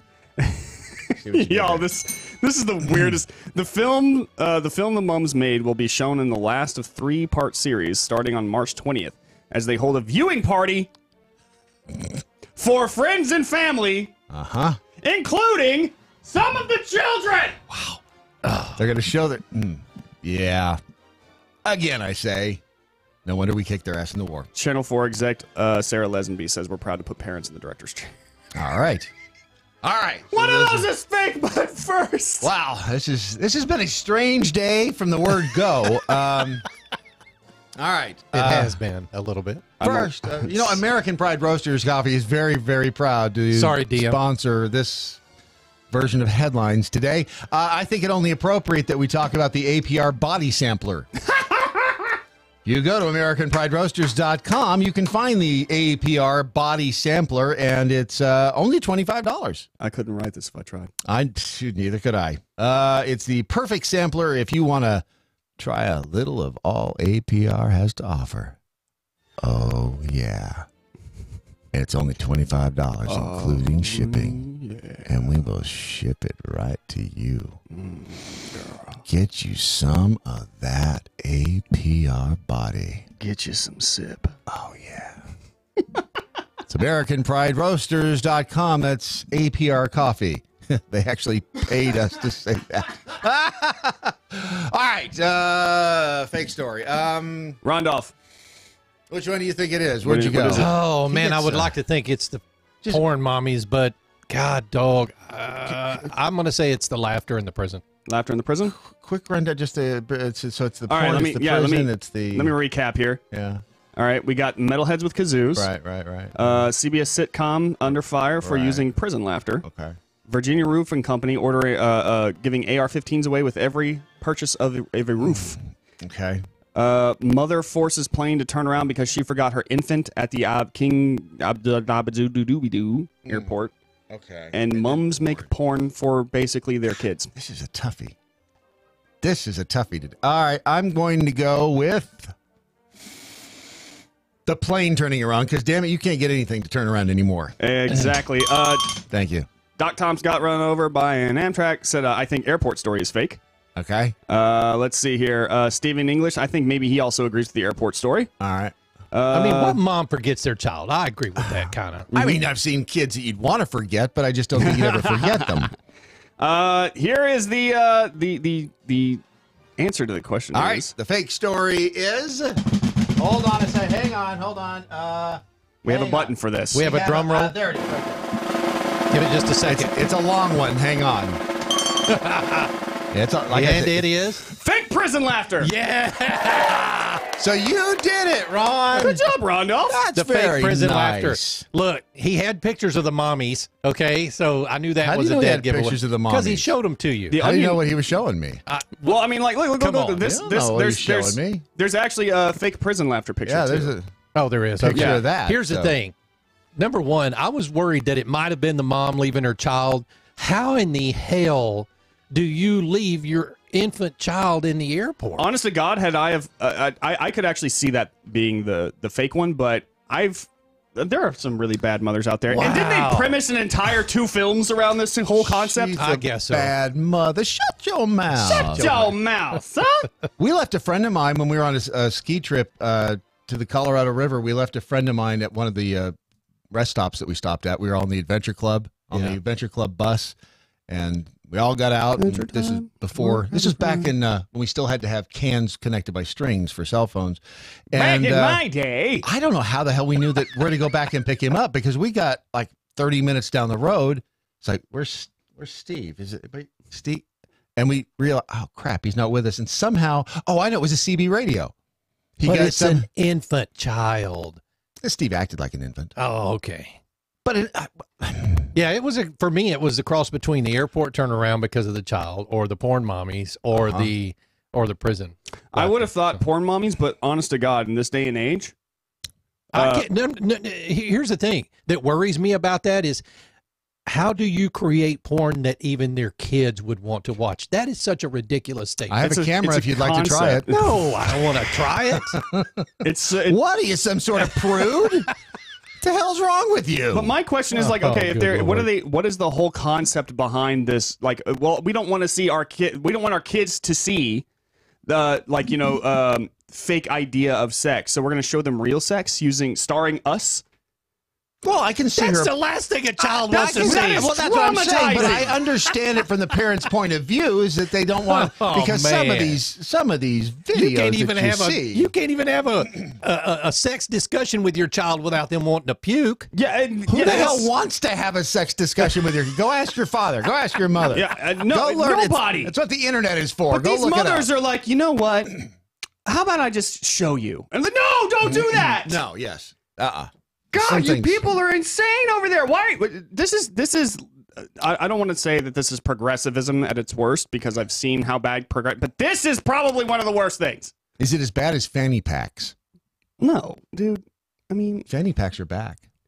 No, they're not. Yeah, they are. No. Yes, they are. Look, I don't believe it. Look at the fanny pack. Behold the Laura Croft fanny pack that everyone wants. The new Laura Croft. Let's see. Can you, hey, Ron? Can you take this? It looks like a holster, but for your crap. You can't take it yet because I didn't start it yet. Oh, I can take it. Can you take it? No, it's not letting me take it. Machine with both of you right so now. this thing, we'll put it on the Facebook. It didn't let you start it? No, it didn't let me start it. Apparently, it doesn't like me. Yeah, it's a fanny pack that you wear on your hip. It looks like something that Laura Croft would wear. It kind of straps around your waist. Yeah, it looks like a gun holster, but like for your stuff. Yeah. My 1980s loving wife just said, "Oh, yay, fanny packs are back." I love fanny packs. Yeah, no. Fanny packs are great. I wore a fanny pack back in the day, don't get me wrong. What's wrong with them? I mean, why wouldn't you want to wear one now? I'd rather carry a merce. I do that too. Anyway, fanny packs, if you want to get this one, this thing costs, it's only $9. Oh. No, sorry, it's $25. That's different. That's a different number. Count me out not doing it for $25. And it's red. I mean, that just screams. I don't have anything that goes with a red fanny pack. Yeah, that's a. I'd have to change my shirt. Well, that just sucks, Brad. I know, right? I mean, think about it. That's what women have to do all the time. I don't have anything that goes with it. And guys are like, shit, I wear it. I don't care. I put my tennis shoe. I'm not even wearing shoes. I don't care. You put your Patriot Mobile cell phone in it. I know that. That would be an excellent thing to put in there. Yes, you Brad. put the big Patriot Mobile logo on the side of it. You can put the MoJo logo right next to it. And you'd be not only having a good time wearing a fanny pack, but you'd be saving some money at the same time, having great cell service, and doing some good for the country because you wouldn't be funding all the weird stuff like Planned Parenthood and all the other weird stuff that the left seems to be doing. The progressives are just no. But with Patriot Mobile, where are they progressing to? It's the thing you need to ask and yourself. the fact that they hijacked that word pisses me off. Oh yeah, because I like that word. That's why we've started using the word regressive. That's in better. I like YouTube that circles. actually. I like that. The regressives. Patriot Mobile, you'll be actually supporting libertarian and conservative causes like the NRA, the Freedom Works, the Texans. Is it Power for Texans? What is the name of that? Empower Texans. That's it. Thank you.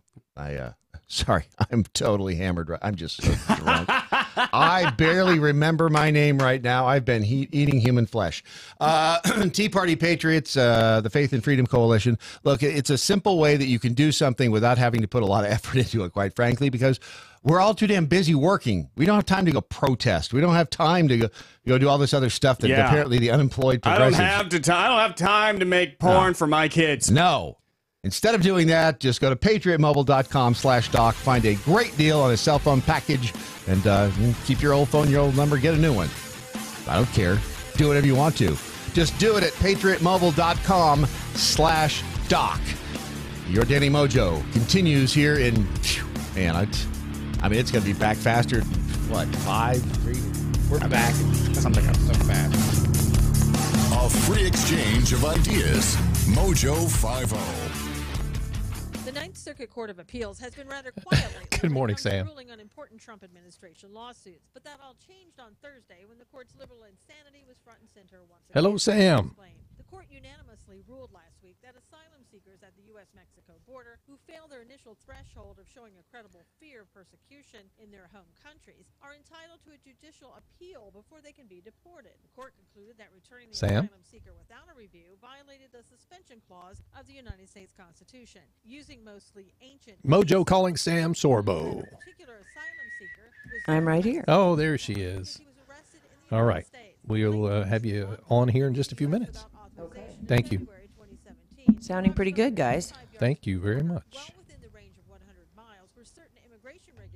Allow for quicker deportation procedures should individuals fail to establish either that they have been in the U.S. for at least 2 weeks or that they credibly fear persecution should they be repatriated. The Ninth Circuit remanded the case to the lower California court for a review of whether plaintiff can stay in the U.S., essentially overruling the immigration judge's orders to deport him and rendering the immigration regulation unconstitutional. The asylum seeker's attorney said, quote, "This decision reaffirms the Constitution's foundational principle that individuals deprived of their liberty must have access to a federal court. In other words, you step foot on American soil, and the Ninth Circuit Court of Appeals will make sure you have the same rights as every American citizen." And that's today's Reality Check with Susan Knowles. Are you tired of high cable TV rates? Sign up for Dish today and get a $500 bonus offer while supplies last. Plus, lock in your price for 2 years guaranteed. Call All American Dish, your Dish authorized retailer now. 800-570-6630. 800-570-6630. That's 800-570-6630. Offers require credit qualification, 24-month commitment, early termination fee, and e-auto pay. Restrictions apply. Call for details. The Daily Mojo. Crusader Vol, what the hell is that thing? What is that? It's the fanny pack. Is that what? Is that? It looks. Yeah, it's like hairy. It's my stomach. That's really disturbing, is what that. Oh, I see it now. I was looking at. You know how when you see something you can't like unsee it, even though it's not really what you're seeing. Yeah. Okay, I pictured that as like the back end of a deer. You know what I'm saying? Can you see what I'm talking? I see what you're talking about. You can't unsee that. It's like a hairy vortex that just. It really. Probably. They made a good point. Yeah. They made a really good point. Now I can't find it, but somebody made the. Here's a good idea. Have a point. It makes it so much more interesting for the listener. Well done. Thank you, Steve Martin. Thank you, Steve Martin. Someone said, they're coming back thanks to Deadpool 2. Well, whatever it took, I'm good with Doc it. Thompson got run over by an Amtrak, so Deadpool 2 with cable brought back the fanny pack. That is truth. Is Sam with us? I'm right here. Hi, I'm Sam. listening to your every word. Oh God, I apologize in advance. Yeah, sorry. As long as you haven't heard any of the past hour and a half, we're good. I was listening, actually. I was about to start coughing. Just, just clearing my throat. Like, did you forget me? There's someone else in the room. Yeah, we didn't really start off intending to go down that road, but we need church. That was quite the road you gentlemen went down. I got to look up that story and do a little research on that. Kind of scary stuff. Yeah, you see, and honestly, I gotta see. Honestly, the two things you really never want to see in life are your parents or your children having sex. Yes. Why? Why in God's name? No, it feels wrong. It doesn't. And Sam, it all started with a meatless Monday Yes, conversation. it did. See what veganism does to people? This is Bill de Blasio's Is that what it is? fault. Okay. Yeah. It all started with Bill de Blasio and the meatless so Mondays. we're clear. Yeah. Ladies and gentlemen, Sam Sorbo from the Sam Sorbo Show. That's right. It is so good. Last time I talked to you, it's been you were actually on Doc's show in the other place. And boy, it's been a long time. How are you doing? Yes. You look great. No, things are good. Can't complain. I got a new movie coming out soon called Miracle in East Texas, and I just started on the air with you guys, and it's been awesome. So you've had some highs and some lows. That's No, you know what? I was just at CPAC, and that was such an amazing experience, and I got to interview a bunch of people.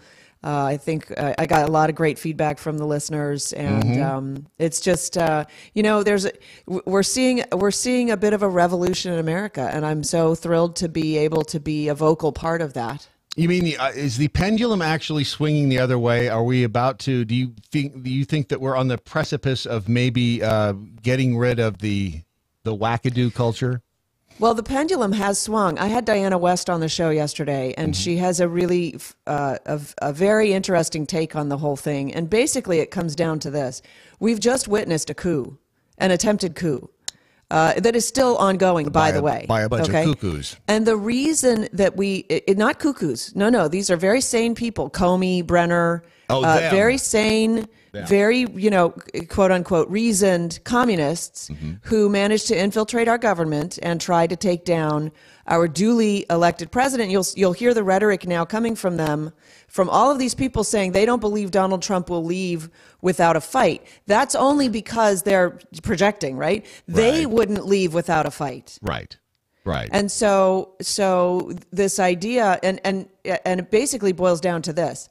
Yes, they were already entrenched, they were primed, they were ready to go. They didn't plan on executing a coup necessarily, except Donald Trump, and I'm going to use this word here because I think it's really appropriate, triggered them. Okay. All Go right. ahead. No, I'm just agreeing with you there, and I just think that the other half of that, I wonder if the AOCs of the world were in on this sort of thing as well. If they were, are they all part of the play, or did they just happen to trip onto the wrong stage?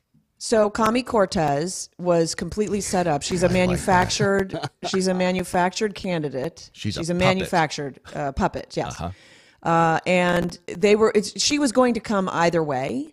But the fact that the Democrat Party has now embraced communism/socialism, fully embraced it, and not only that, anti-Semitism. Right. Oh, and infanticide as well. Don't forget that right. one. That is a result of Donald Trump, because they didn't need to do that, but now they feel the need to sort of draw the line very firmly, and that I believe will precipitate a big falling out.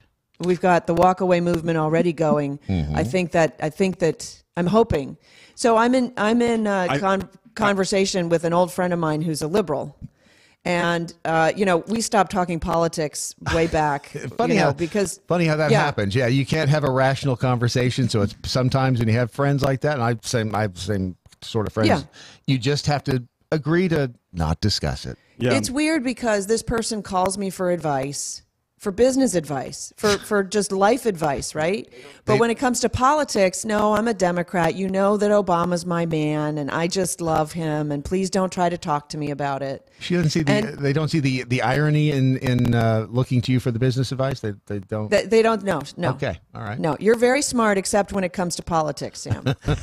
Then you're just crazy. All of your right? philosophies are something I want to follow, but when it comes to this politics thing, don't try to tell me what's going on. And by the way, don't hit me with the facts either. Yeah, I just sent her the resolution stuff with Ilhan Omar because she's Jewish, and I said, "Do you have any concerns about this at all? That your party is By the way, let's make no mistake: the resolution that they adopted was really a resolution approving of anti-Semitic rhetoric. Well, of course it was. Because it wouldn't have happened if there wasn't anti-Semitic rhetoric. And the fact that they didn't resoundingly, condemn the person who uttered the rhetoric, regardless of if they meant it or not. The meaning that's not part of the deal. Yeah, well, right? As Nancy Pelosi said, I'm not sure she understood how people were taking what she said. That is such a stupid thing to say, too. It's like, hey, she's not anti-Semitic.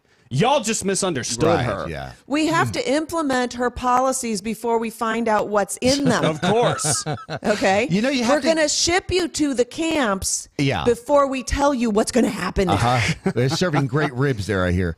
The thing is that I will give them credit for this. They circle the wagons better than anybody else. The hard left does? Yes. No, I absolutely agree. And I think if they weren't, then they wouldn't be taking over the Democratic Party. Right. And Sam, earlier you said something along the lines of like a rift forming within the Democratic Party, and I think that's 100% accurate. All the polls, once Howard Schultz was introduced, showed a third of the Democratic Party being willing to jump ship. Now, I know it's just bar talk, like it's amazing. Pre-election talk, many of these people are still going to vote Democrat, but the fact that a third of the Democrats are willing to jump ship if it gets too radical.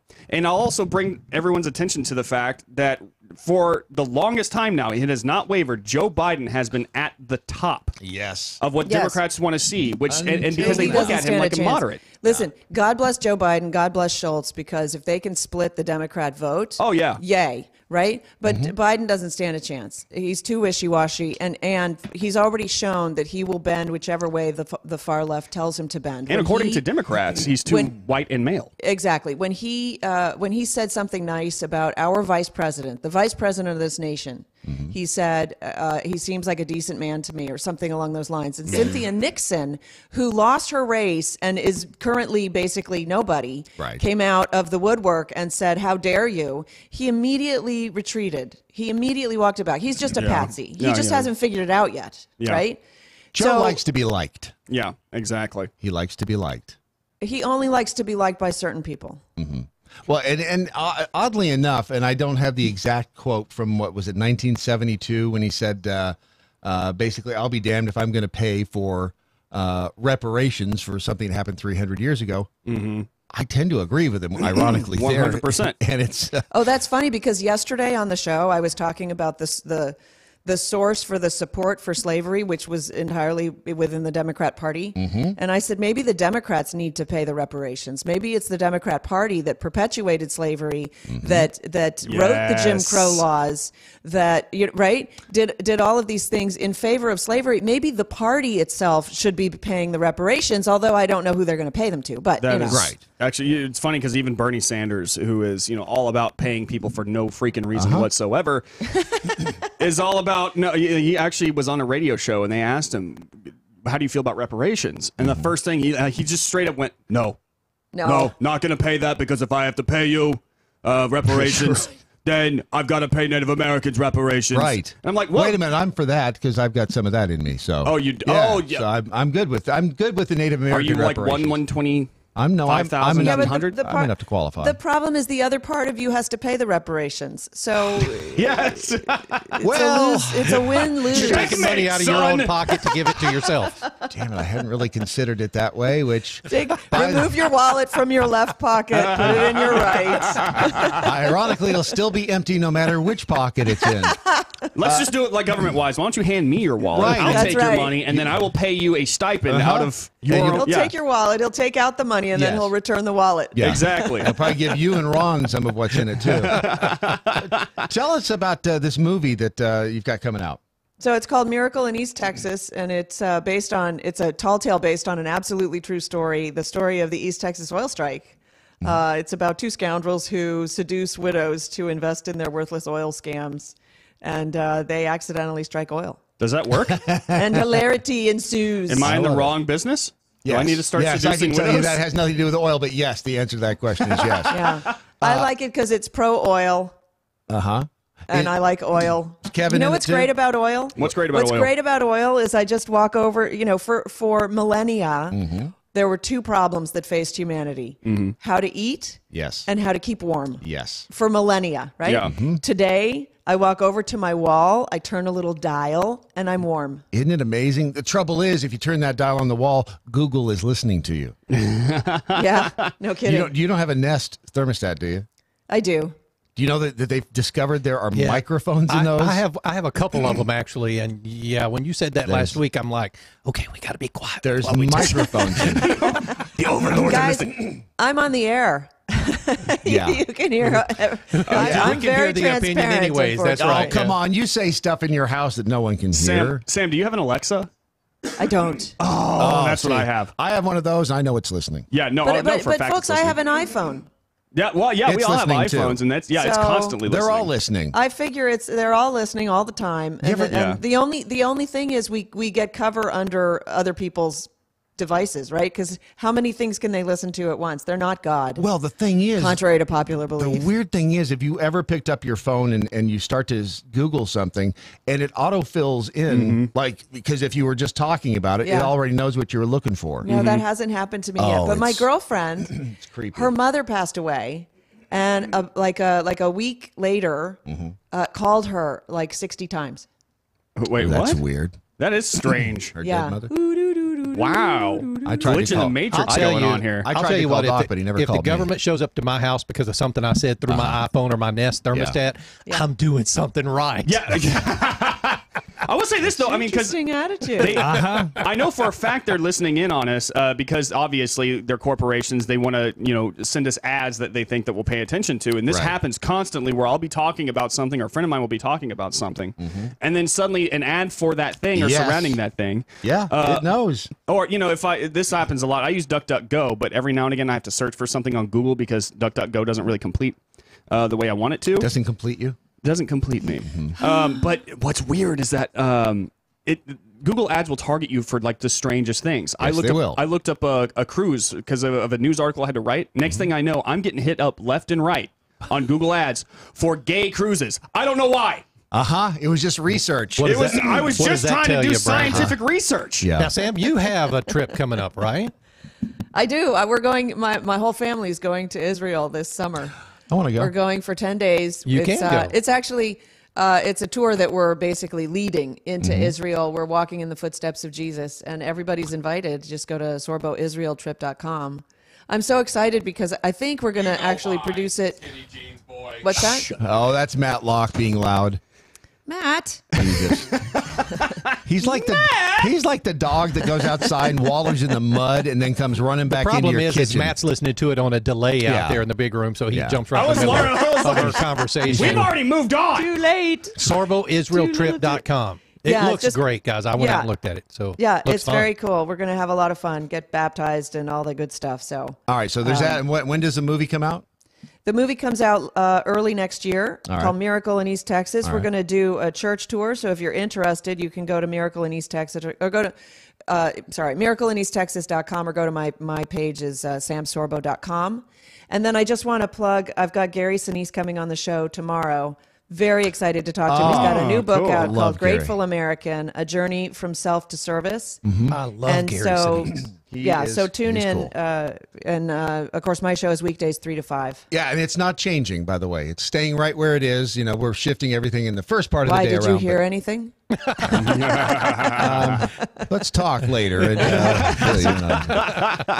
it's the only. Let's see. Yeah, everything after 3 o'clock Eastern is staying right where it is. It's everything. Yeah, we changed a little bit in the morning schedule because Brandon Morse is this diva that. All right, I'm not getting into that with you guys. Yeah, right. All right, Sam. Thanks for joining us this morning, and everybody. It's 3 to 5 this afternoon. The Sam Sorbo Show right here at MoJo 50. All right, we'll talk soon. That's right. Thanks. You bet. Do you know 54% of people would support ending daylight saving time? Yes, I am one of them. We're in it now. Yeah. So would we, if we ended it, would it be? It would currently be 7:46 right now. No, if they end. If they end, in daylight savings time. Wait a minute. We're in daylight saving time, right? It's not savings, it's saving. We leapt forward an hour, right? Right. That's daylight. So now we're saving daylight, which is a total fallacy. Yeah, what the hell? Yeah, we'll get into that. But it doesn't matter what time of day it is. If you got a big bowl of MoJo wild rice in front of you, it's better than human ribs. Yep, true story. It truly is. That is not even up for debate. If you just joined the program, you might want to go back and listen to the first hour. It'll all kind of fall into place for you. MoJoWildRice.com is where you'll find all those edible delicacies and all them, the maple sugar and the beer jelly from the Northwoods of Minnesota, and they're kind of they're having a bit of cabin fever up there. So yeah, if you use Spring 10, I think it's still Spring 10. Spring 10. You'll get 10% off the entire site. That is MoJoWildRice.com. And by the way, I believe that they are going to be down here with us this week. If I ever checked my emails, I'd know all these things. Yeah, but I don't, so I don't. But the nice thing about it is I'm surprised all the time. It's like, oh, what a nice surprise! I didn't hear your cut. Well, if you checked your email 6 weeks ago, you would have known it. But see, I go to meetings and I even sometimes listen to half of the meeting. We had one last night. So we did. Yes, I think I was supposed to be there, but I didn't look at my email, and so I wasn't. You didn't miss anything. I slept through most of it. MoJoWildRice.com is where you want to go to find out about all of that fantabulous food. People who live in the western U.S. most likely to support eliminating daylight saving time. But, we talked about yesterday. It's not observed in Arizona, Hawaii, Puerto Rico, Guam, American Samoa, and the U.S. Virgin Islands. So they're smart. Yeah, it's just so. It began as a joke.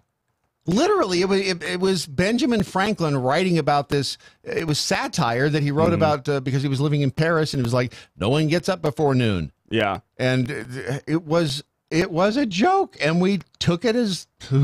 Excuse me, the government took it as. I'm still not sure why we're doing it. It's for the farmers. Or something along those lines? Not. That is an absolute falsity. That it has nothing to do with farmers. Farmers don't like it.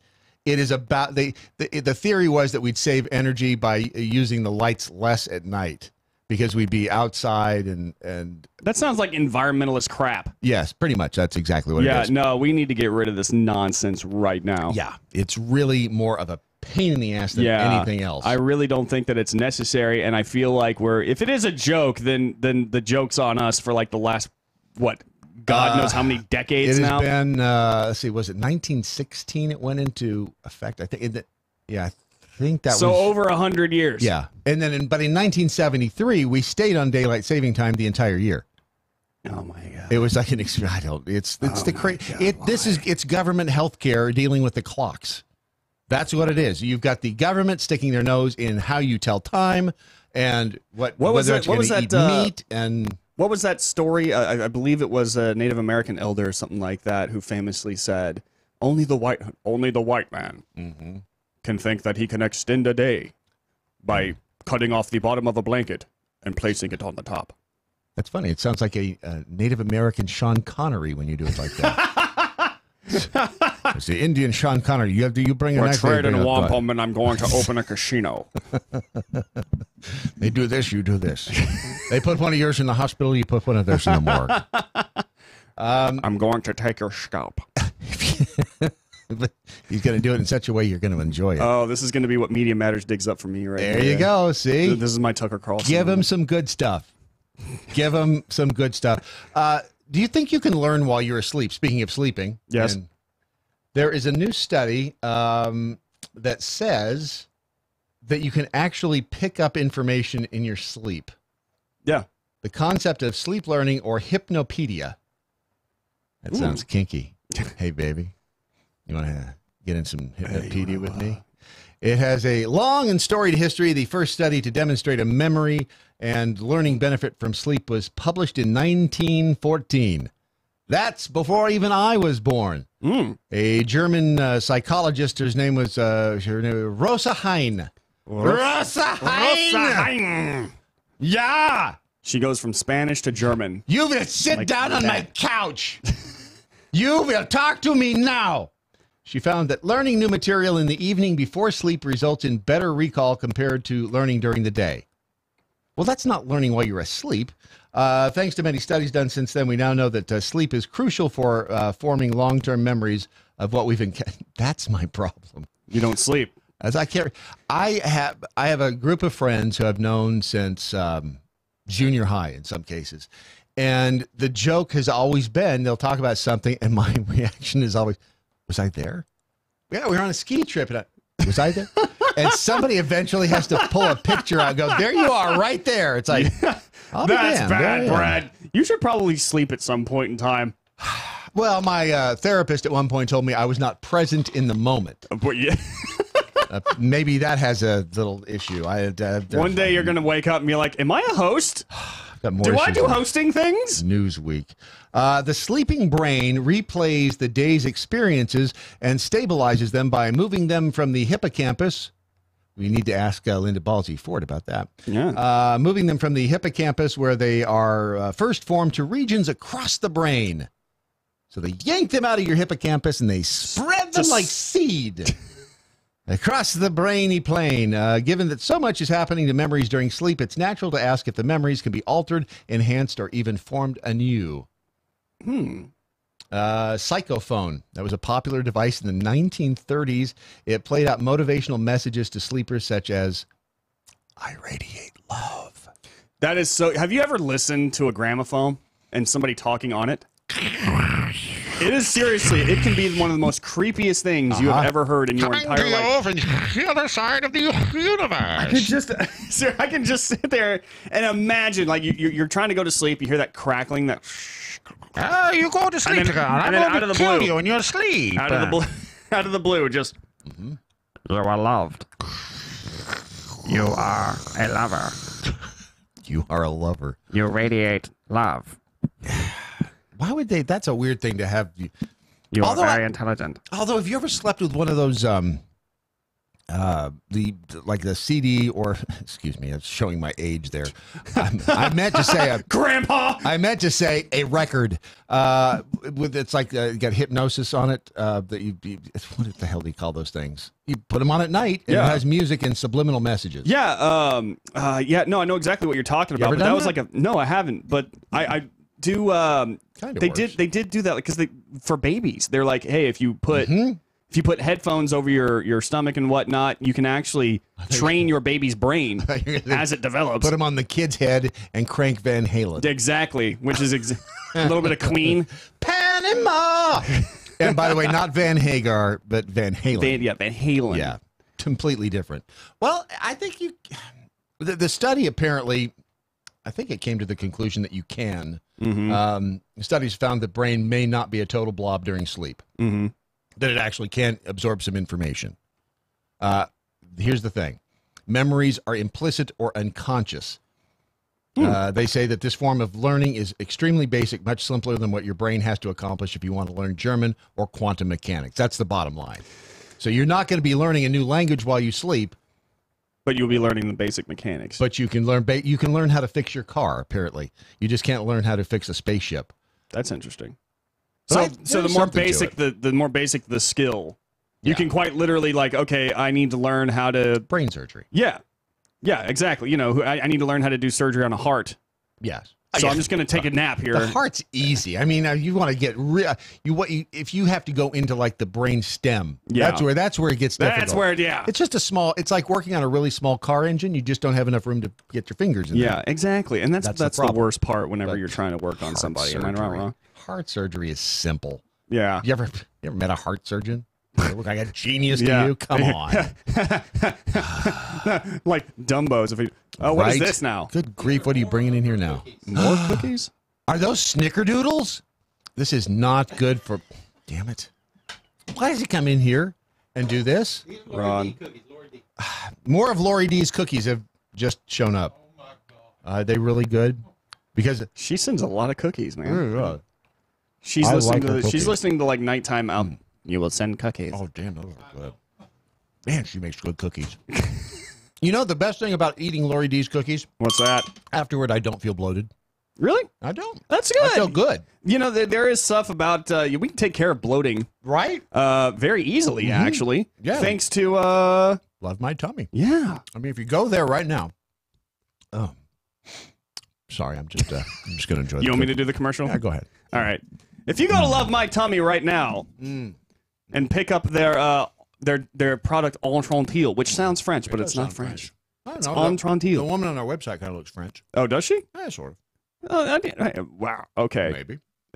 I need to see what. I don't know who she is, so I have to be careful what I say about her. I need to see what a French woman looks like to Brad. She's pretty hot. She kind of looks like she might be from the UK. Mm-hmm. Yeah, I mean, like maybe the European area. I could see that. Does she look bloated? No, she's not. No. In fact, she looks so happy right now because she's not. She's like, where did my bloating go? She's popped some of those Entrantils. Yeah, and you could too. Mm-hmm. You could too. Bloating and abdominal discomfort is not normal. No, it really isn't. And let me tell you, I had some the other night. Kept me up all night. When you look bloated, you don't look right. Exactly. You don't feel right. No, you don't. You don't look right. You don't feel right. It's just not right to be bloated. Right. But Entrantil can help. Mm-hmm. And that's why you need to go to lovemytummy.com right now. Why didn't they just name it No Tummy Bloat? I don't think that would sound half as good. I know, but it's like, what does Entrantil mean? It's probably French for No Tummy Bloat.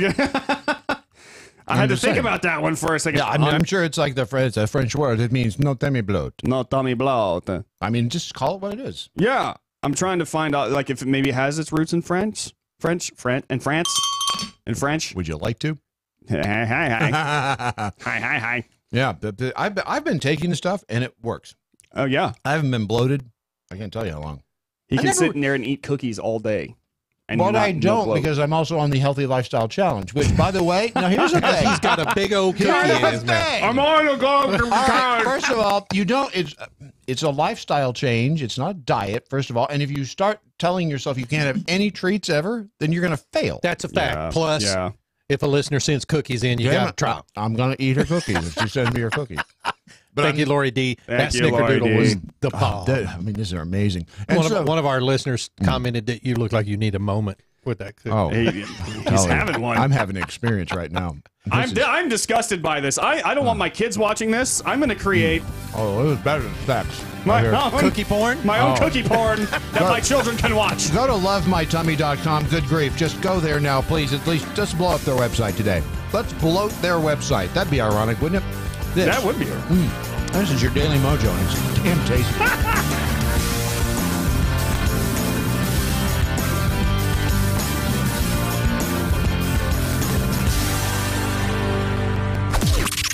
This is the seditious, rabble-rousing, liberty-loving, home of fun, entertaining, and compelling talk. MoJo 50. News this hour from townhall.com. I'm Rich Thomason. President Trump taking to Twitter this morning, urging Senate Republicans to support him on his emergency declaration for the southern border. The president writes, it is about border security and the wall, stopping crime, drugs, etc., not constitutionality and president. House Speaker Nancy Pelosi says she's against impeaching the president. In a lengthy profile published in the Washington Post, Pelosi says, and this is a quote, he's just not worth it. The speaker says impeachment is so divisive to the country that unless there's something compelling and overwhelming and bipartisan, she opposes it because it divides the country. Pelosi has routinely tried to tamp down talk of impeachment among her members, but this is the first time she has come out directly opposed to it. Capitol Hill correspondent Wally Hines. U.S. aviation regulators say they don't see any evidence it would prompt an order to ground the new Boeing 737 MAX 8 jetliner despite this week's fatal Ethiopian crash, the second accident in 5 months. While the Federal Aviation Administration is standing by the airworthiness of the new 737 MAX 8, a handful of countries and now some airlines have ordered the plane grounded. Aviation safety expert Thomas Anthony at the University of Southern California says the FAA will sound the alarm if issues come up that are unanticipated, and if they must be dealt with immediately and significantly, the FAA will issue an airworthiness directive. Not good enough, says a consumer group, flyersrights.org, which says passengers' lives are at risk with a wait-and-see attitude. Jackie Quinn, Washington. The U.S. pulling the remainder of its diplomatic staff out of Venezuela. On Wall Street, Dow futures down 51 points, NASDAQ futures up 21. More on these stories at townhall.com. It looks like you're losing. I am. Are you losing weight? I am losing. I've lost about 10 pounds. How are you doing it? Funny name, but I've done it with Riduzone. RIDUzone.com, and the stuff works. It's, you get into all that, the molecule this and the found in that. All I can tell you is it makes you feel full, and it keeps your mind off of wanting to overeat. And also boosts your metabolism, so you're burning more. Yeah, Try it today. It's going to work for you like it's worked for Brad and countless other people. Riduzone.com. RIDUzone.com. If you're tired of being fat, that's the simplest way I can put it, try Riduzone. It's not magic, it's science. It's a simple way to help keep yourself from overeating. Go to Riduzone. That's Riduzone.com. The 3, which is a threesome. Yes. But a full, I guess, foursome, and then fivesome, and then gangbang. You're in no man's land. Yeah. No, you're in a lot of men's land. A lot of men's. Brandon Morse, today at 1. MoJo 50. Hey guys, it's Ron Phillips with the Conservative Cartel. Everyone lives with a little bit of pain, but living with diabetes can be a real pain. While you may have to test your blood sugar and take insulin, ordering your testing supplies shouldn't be one more pain you have to deal with. At least it's not when you work with Diathrive. Diathrive ships the testing supplies you need directly to your home when you need them. Gone are the days of visiting multiple stores to find the right strips, waiting in long lines to purchase your supplies, or sorting through your insurance requirements to figure out what they cover. Best of all, with plans starting as low as $8 a month, Diathrive is probably going to cost you less than what you're paying today. Diathrive saves you time and money. Plus, they're pretty fun to work with, too. So why don't you give Diathrive a chance to show you there's a better way to manage your diabetes? They're so convinced that you'll love their service that they're offering your first month of supplies free. Simply type the code MATT, that's M-A-T-T, at checkout. Be sure to head out to the web right now and check these guys out. It's Diathrive.com. This is the MoJo 50 Institute for the Advanced Application of Freedom. Ya bitches.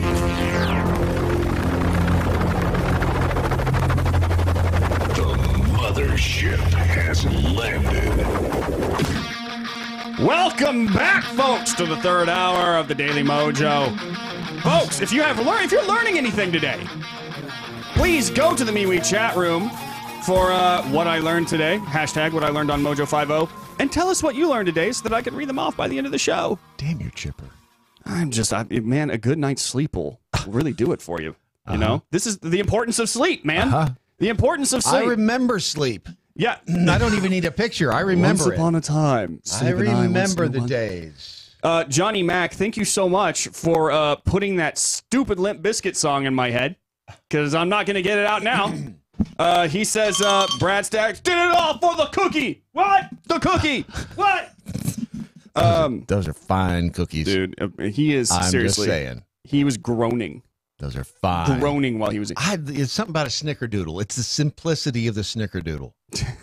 It is. It's not complicated. Yeah. It's like it's not trying too hard. No, it really isn't. Yeah. It's just a cookie, and it's like eat me. I'm simple.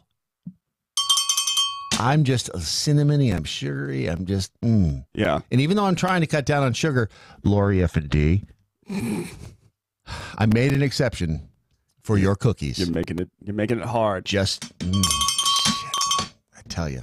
Recycling apparently is in trouble. No, not recycling. Yeah. You know whose fault it is? Who? China. China? It's China. Of course it's their fault. Yeah, well, first of all, recycling, I believe in, and I recycle. I believe in if you can reuse something, absolutely. Why wouldn't you? I mean, it's common sense. If you can not use as much of something, again, take what you want, eat what you take. Right. These are all common sense theories that used to be common sense back in the day, and now it's like it's a movement. Recycling still is kind of an upside down process. It is still more expensive to recycle all this stuff than it would be to make new stuff. Right. And part of the reason is that the private businesses that the cities hire to do the recycling, they can turn around and make a profit by selling it to other countries and other places. And China has cut way back. They've banned some items. Cut way back on their recycling. No, they've cut way back on buying it from buying us. us. Yeah, buying our recycled materials from us. Yeah, I'm trying to find, because this post is like 8,000 words. It's a think piece. It is really, really long. Blah, blah, blah, blah. China. So anyway, China has, essentially they say the effect on the U.S. recycling business was like an earthquake. Mixed paper and plastic exports to China dropped more than 90%. Good Lord. Between January of 17 and January of 18. Wow. And it's been like a ripple effect, and they're still trying to find new buyers. And it created this backlog, and so now they have basically a backlog of all this recycling. Mm-hmm. But again, I mean, we like the convenience. We don't like what the convenience gives us. Right. If we could go back to canning stuff and reusing the same jars and reusing the same lids, but nobody does that stuff anymore. I mean, a lot of it's just the fact that it's just so much cheaper to use, plastics and stuff like that. I have always been 100% all about going back to using glass. Yes, glass, like milk bottles. We're not going to run out of sand. Right. And so, why don't we just, and not only is it better for the environment, it's easier to manipulate, easier to melt down. Well, think about this. Easier to recycle. They used to drop milk off at your front door. Right. In a little metal, now I don't think they ever did this when I was alive. I guess they did.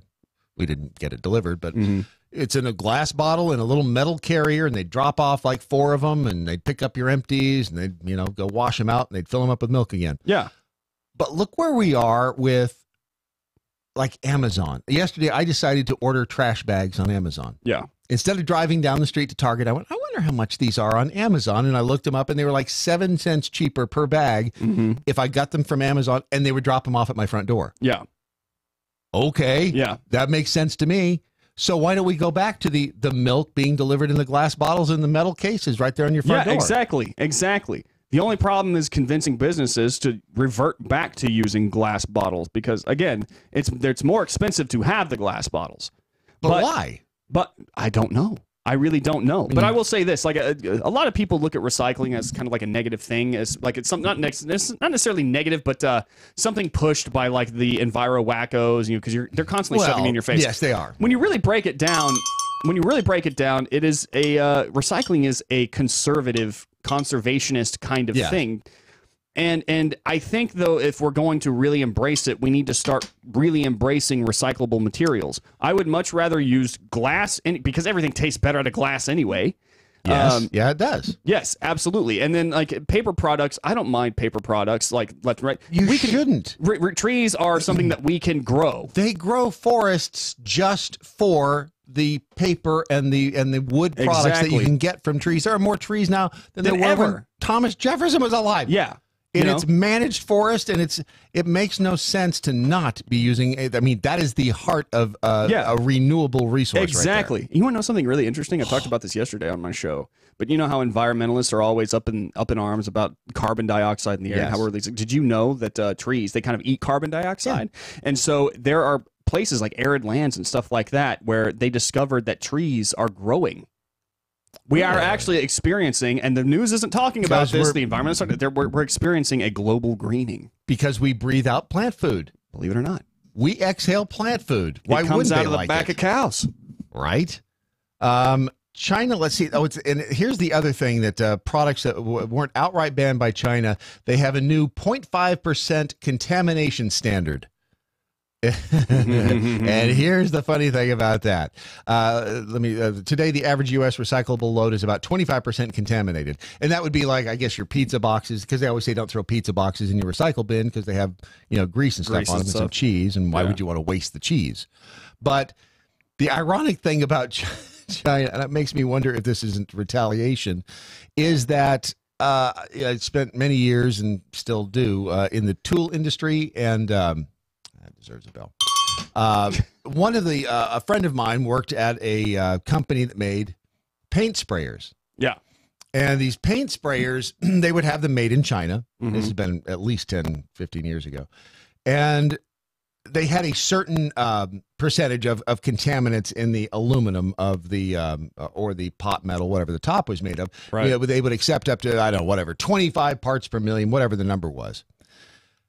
And these canisters that they had made in China, they all would come back and they would meet the parts per million. The problem was the stuff they were having in China, all the parts were like clumping in one place, all the contaminants in the metal, and causing pinholes. Really?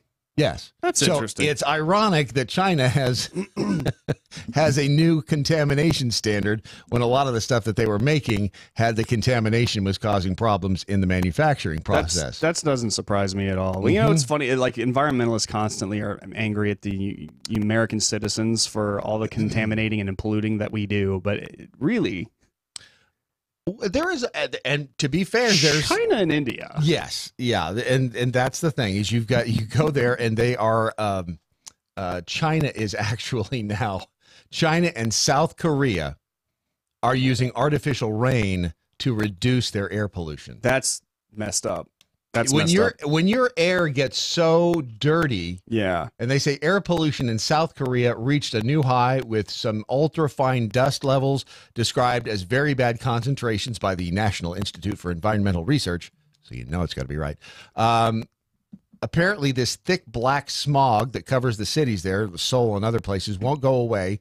The recorded dust level concentration in the past week was 136 micrograms per cubic meter, which doesn't sound like a lot, but I guess it is. That's 4 times higher than the recommended levels by the WHO. Good Lord. So what they're going to do is seed clouds.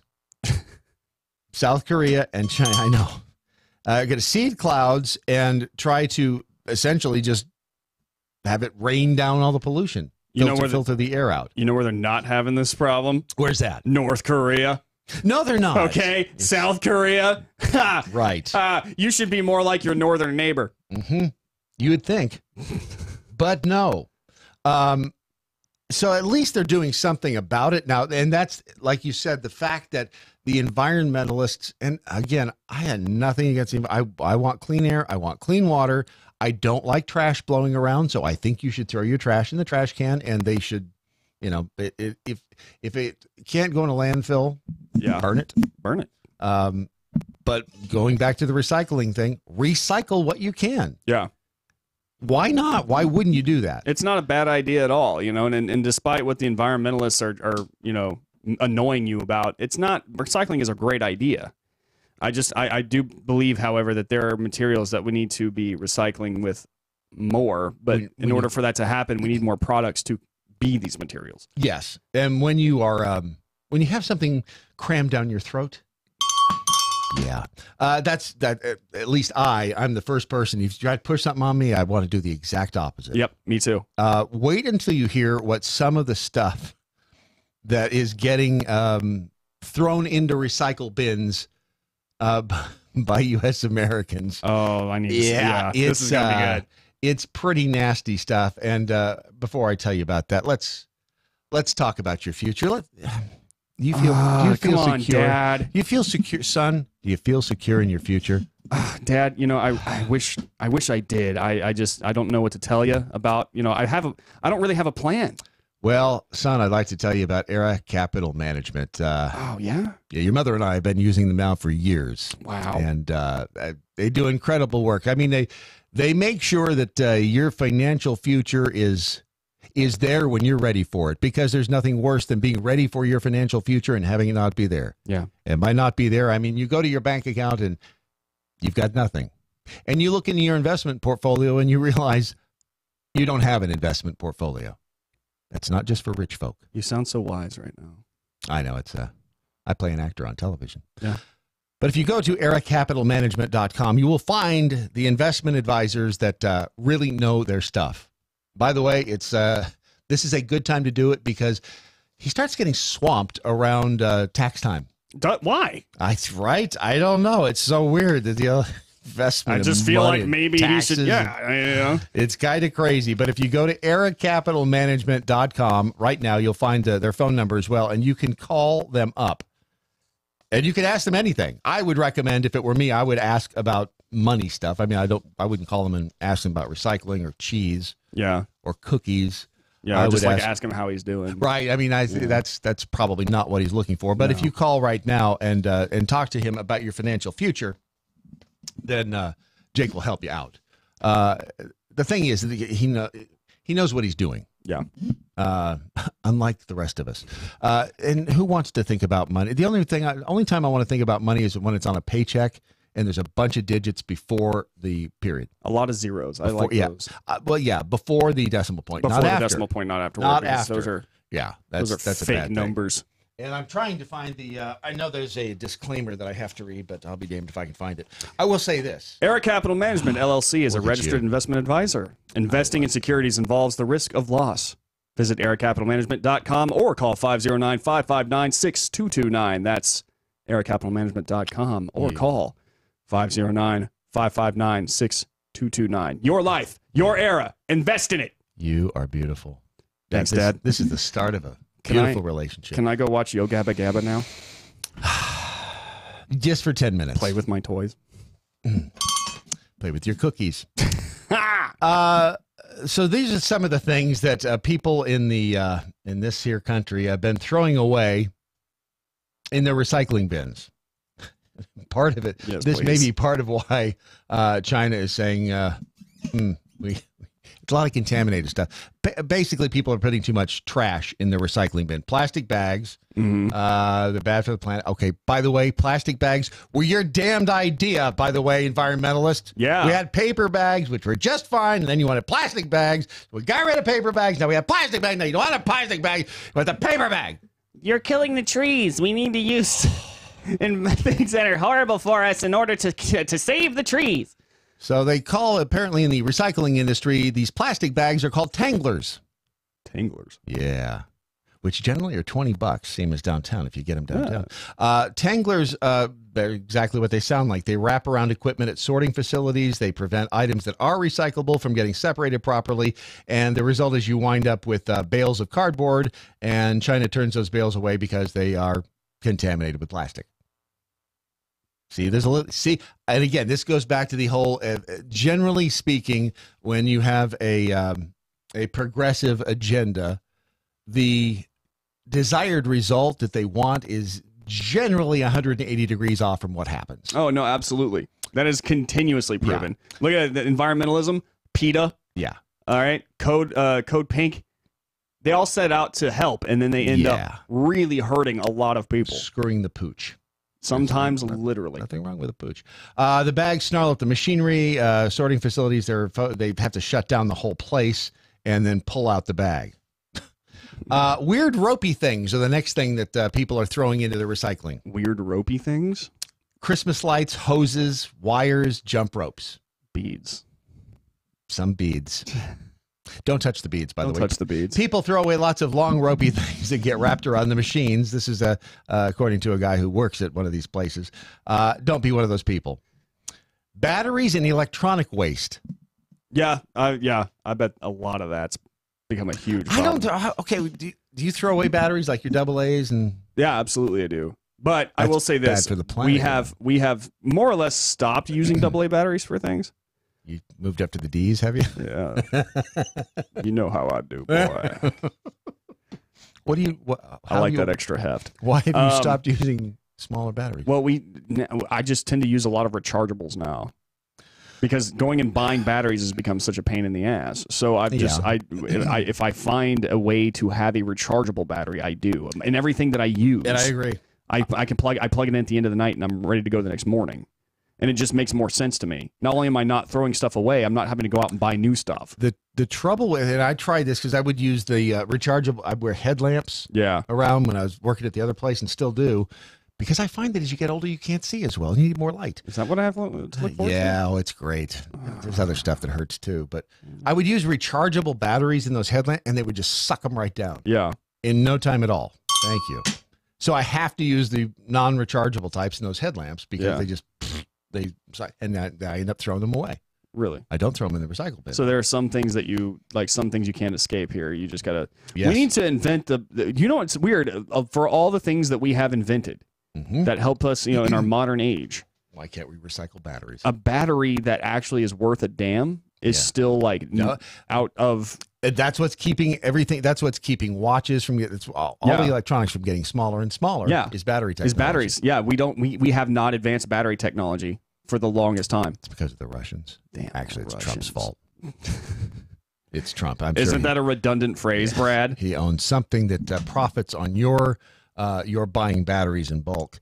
So they recommend that, and they say numerous facilities will recycle electronic waste, or e-waste as it's called, which is a huge problem. They don't. It's the monitors, it's the keyboards, it's the tower, the computers, laptops, because they're not worth diddly dick after you diddly dick. They're not worth nothing when you're done with them. If you've ever tried to get rid of an old monitor, schools won't take them. Really? Yeah, it's like, nah, thanks. We'll go to Target and buy one.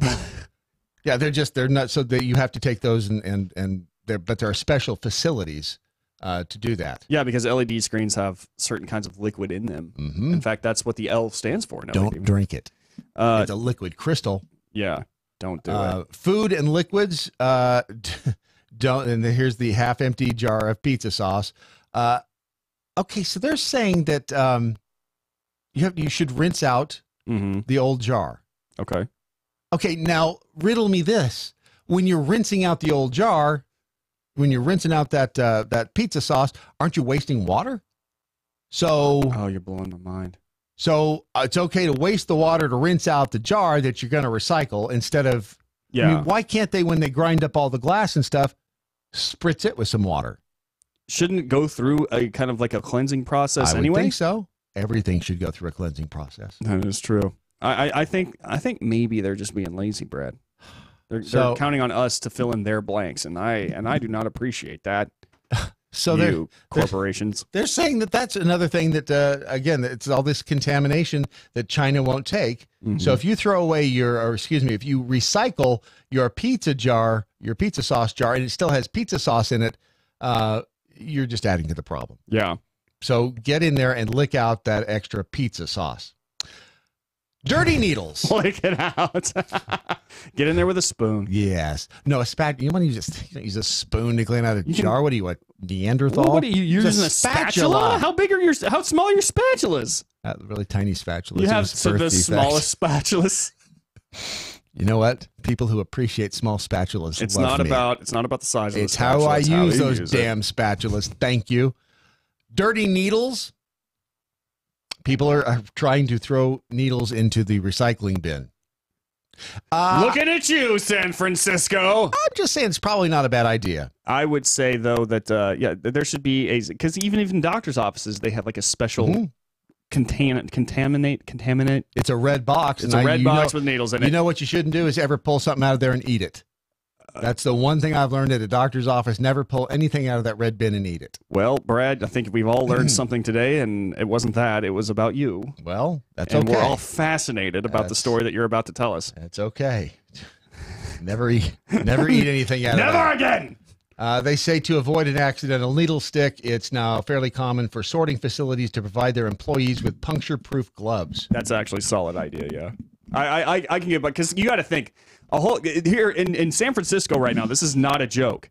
The government has deemed it a smart idea to hand out needles. Right. So that they will stop using contaminated needles and spreading diseases and stuff like that, which I guess when you think about it, sounds kind of like a smart idea, but it's like, if they're going to do that, why don't they hand out the drugs too? That's like, and where do I stand in line? But the problem is, I mean, like needles, they just litter the entire area. So the problem is like you've got people using fresh needles who then just discard them on the ground for other people to step on or accidentally get stabbed by. Yeah, a needle. Yeah. Do you ever throw away razor blades? Do you ever work with utility knives and stuff? Yes. Okay, so when you throw away a blade from a utility knife, what do you do with it? I just put it in the trash. Okay, here's what you need to do. Is take duct tape. Okay. Oh, duct tape. Either duct tape, or you can eat one of two ways. There's the safest way is to take, and this is to keep the guys who pick up the recycle or the trash. Mm-hmm. You take cardboard, you tape that blade to the piece of cardboard so the edges aren't sticking out, and then you put another piece of cardboard on it and wrap it up. Right. So it doesn't. So it's not a sharp thing laying in the. That's trash. not a bad idea. Plus, it helps from cutting your trash bags open. But is what's duct tape made of? Is it recyclable? Doesn't matter. This is more concern for your fellow human being. Does it always have to be about the planet? Do you always have to? What's wrong with thinking about your fellow man and not the big blue marble? I mean, I just kind of like.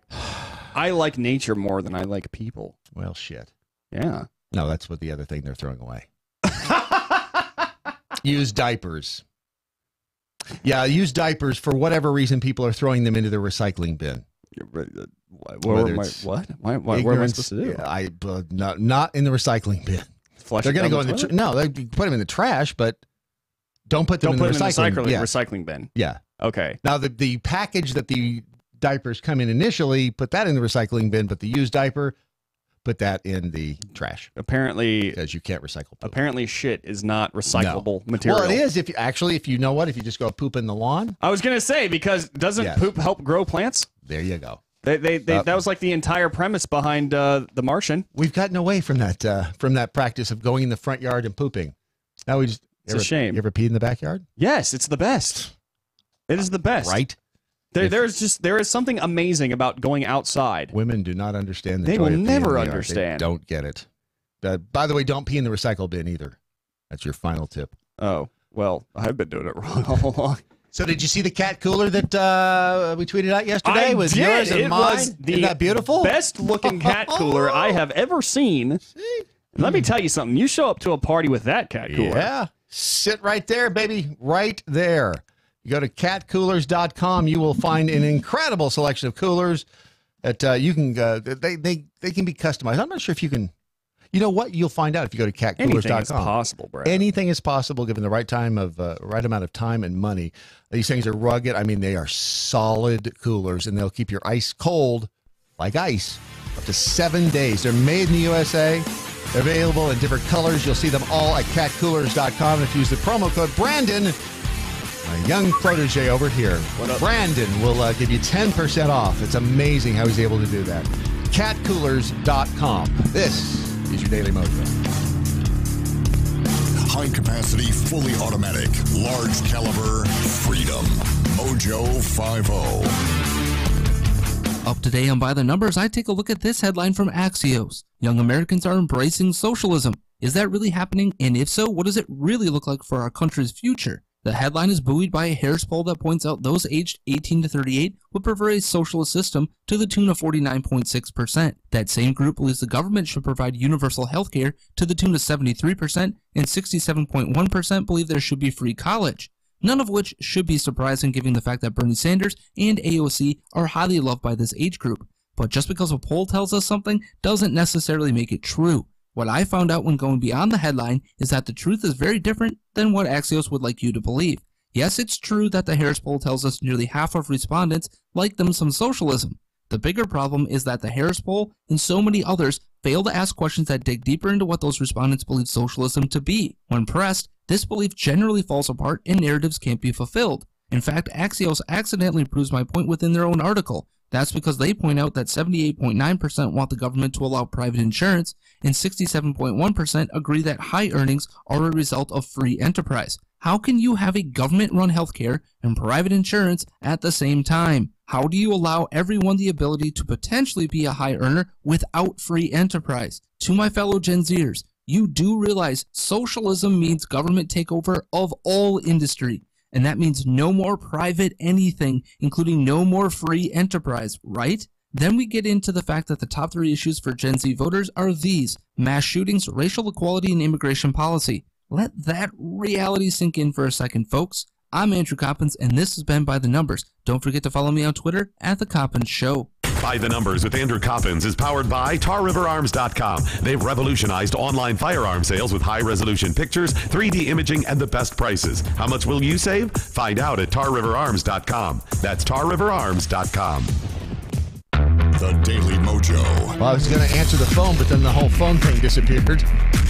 Was that somebody was trying to doesn't call? want to talk to you guys anyway. I do. I actually, he tells me. Well, I know. Truth be told, yeah, it is what it is. But if whoever it was, I'm just kidding. Brad, call back. We now have one line open out of the 200, and that was the one person I wanted to talk to. That one guy. Do you have somebody calling in? No, there was just the phone. That was me. I was that was testing you. the lines. Yes. Hi, caller. You're on the air. Yeah, go ahead. Hi. What do you want to talk about? Where are you from? That I'm screening the calls on this you're side. screening the calls. Really? What does a call? You are a call screen. What does a call screener do? That's interesting work. Yeah. Screen the calls. Can you tell me more about like filtering them? Is that I guess maybe like he tries to check I'm to hoping make that sure this that the person job will calling pay. in is legit. 30 calls. Yeah. Okay. How much do you make? Yeah, how for being a does call call screener? Out of do? curiosity, We'd like to know. Not a damn cent. Wow. Just saying. Pretty much pays like Ron, a I radio feel guy. like that you're a little underappreciated. And I don't know who you work for, but I think maybe you should find a different job. Thank you, I Brandon. would, Thank you. recommend that as Appreciate well. Thanks for calling, and we'll talk again soon. And it's good talking to you, Ron. Yeah. Oh, I'm sorry. I felt like I got cut off. Yeah. Okay. No, you did. You did. Just peachy. Brad finally found a way to get multiple women to sit on his face there. Yeah, what's the cooler? It is the well. It's I mean, the cooler. technically, That he's was- not wrong. No, it's. Mm-hmm. He's not wrong. I wonder how many people you could get to sit down on a cat cooler, because I mean th're that sturdy. You could, It depends on the size, Brad, of how many people the cooler you can get to or sit the on it. people. All right. Yes. Mm-hmm. But yeah, the cat cooler, man. Seriously, I have a theory, and I want to test it out one day. I want to attach a cat cooler to the end of a rope. Does it involve midgets? Maybe. Okay, then I'm in. I want to attach it to the end of a rope, go up to a wall, like a stone or brick wall or something like that, and then just like see if I can't just the cat cooler against the wall for a while and see which one breaks first. I'm pretty sure that the wall will go down first. I think you're right. Something will go down. There's no doubt about that. So Alyssa Milano kind of stepped in it, huh? Oh, do you want the best way? She and again, she was trying to be compassionate, which again, it is the 180-degree theory on full display when the crazy progressive tries to do one thing and it's turned right back around on her. And she tried to say that she was trans. Why don't you just read her tweets? Let me get some appropriate music here for you. Let's. Let me go ahead and set it up. All right, here's. Alyssa Milano is one of the most caring people on the planet, and during International Women's Day, she decided to send out an encouraging tweet to all her transgender sisters. She said on Twitter, "My transgender sisters, I am celebrating you this National Women's Day." For the international women is what we want to know. Yeah, no, just national. Yeah, we don't go beyond our borders with that. That's where she crap. got it wrong then. Because that's why you don't see a lot of support from feminists for Saudi Arabian women and stuff like that. Right. It's just National Women's Day. And but Alyssa Milano is celebrating her transgender sisters within the borders. You should know. Okay. Kirk Brown of Twitter tweeted at her, "Alyssa, are you transgender?" Did she respond to that? To which Alyssa Milano responded, "I'm trans." But she continued. Wait a minute. So that wasn't a revelation that she was a trans person? No. Oh, sorry. It wasn't a revelation. But she continued. Yes. She said, "I'm a person of color. I'm an immigrant. I'm a lesbian. I'm a gay man. I'm Spartacus. I am the disabled. I'm everything. And so are you, Kirk. I'm every woman." Don't be afraid of what you don't know or don't understand. No one wants to hurt you. Yeah, hold this in We your all mouth. just looking for our happily ever after." Where's yours hiding? I'd like to find your happily ever after. Yes. Is it like Kevin down the street wearing the hood? Yes. Are you searching for Kevin? Yes. Is that like searching? We're all searching for Kevin. We're all searching for Kevin. There's an entire movie based around it where Mother loses Kevin and she couldn't find him. Damn it. We've lost Kevin again. She was on a plane screaming his name. Damn it, they killed Kenny and we can't find Kevin. And Alyssa Milano is... Beth McConnell. She quit her jail. I'm sorry, not Beth McConnell. Beth McCall said. Yes. It's actually not that woke or empowering to others for you to declare yourself a marginalized identity when you aren't. Come on, dude. And she called her dude? Dude. Well, she's trans. Dude. Didn't she just prove her point then by calling her dude if she is in fact trans? I mean, you see what I'm saying? Yeah, I don't think Beth Nicole knew what she was talking about there. I feel like she It's kind of fun to watch tripped over herself there. the progressives just kind of eating themselves over there. Well, you know, that's they know they're cannibalistic in that regard. They like their long pig. They like their long pig. They're gonna get the laughing death. They're gonna get the laughing death. And I mean, I'm getting the laughing death. Just I would read you another one, but I'm blocked by this guy. Apparently, I don't know why. Oh. But he said, no, this is not how any of this works. Oppression and intersectionality isn't an outfit that you decide to put on whenever you like. Alyssa Milano. George M. Johnson also, he responded. He said, nay. Nay, I say unto thee. Nay, I say unto thee, I speak thusly. You are an advocate. Be okay with that. This isn't the way to say you are with us.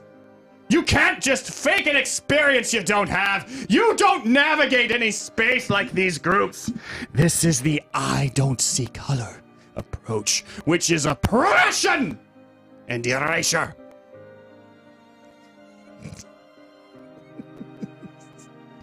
She said,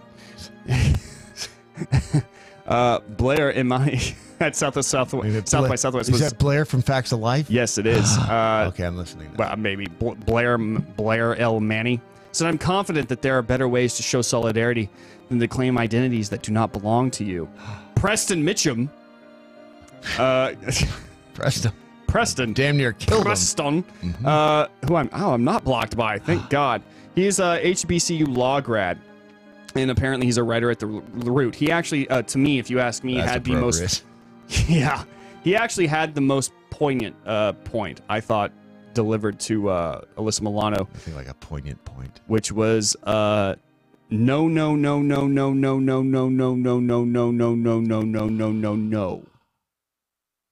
What was he trying to say? No. Huh. You know, he should have just come out and said that then, and instead of like beating around the bush. Yeah. With, no. Yeah. Just. Yeah. But I feel like, if you really think and break down the what he said, it was really deep. I thought it was very deep. I thought that maybe he probably, this tweet is a world-changing tweet. I really think it changed minds. Yeah. I think it really changed minds. And that's good. Now, see, last week I was feeling sorry for Nancy Pelosi because she's hurting all those cats. Yeah, yeah.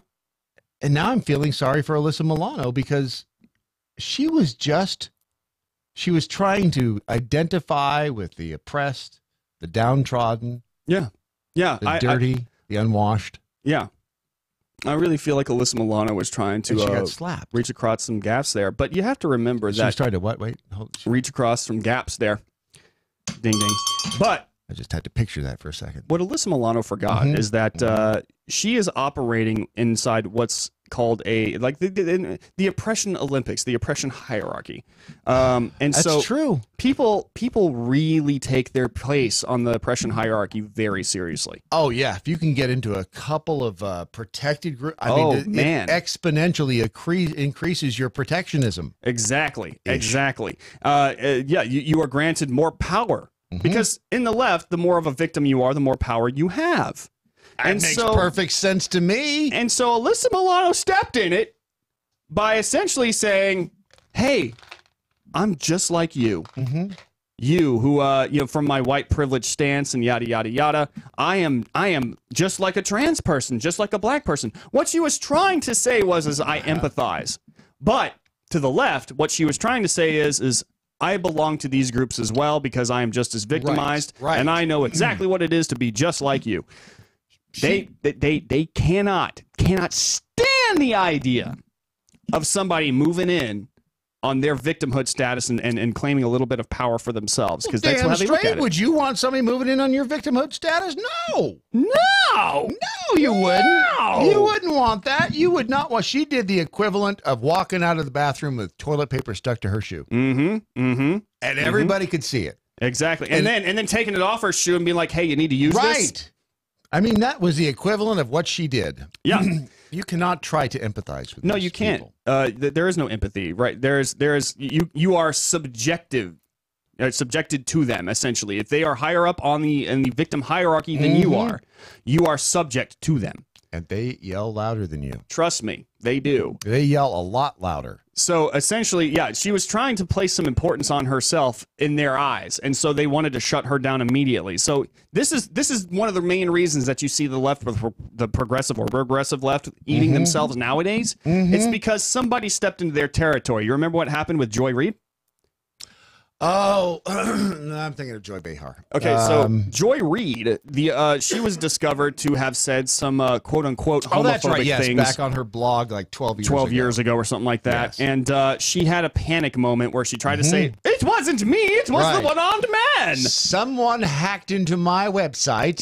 And then rewrote a bunch of nasty, horrible, tasteless things. It was the Trump supporters with the help of the Russians. I'll soon be joining OJ on the golf course looking for the real killer and the person who hacked into my computer. Exactly. But I don't think she talks like that. She's a black woman. Right. You know, and she's supposed to be very high up on the oppression hierarchy.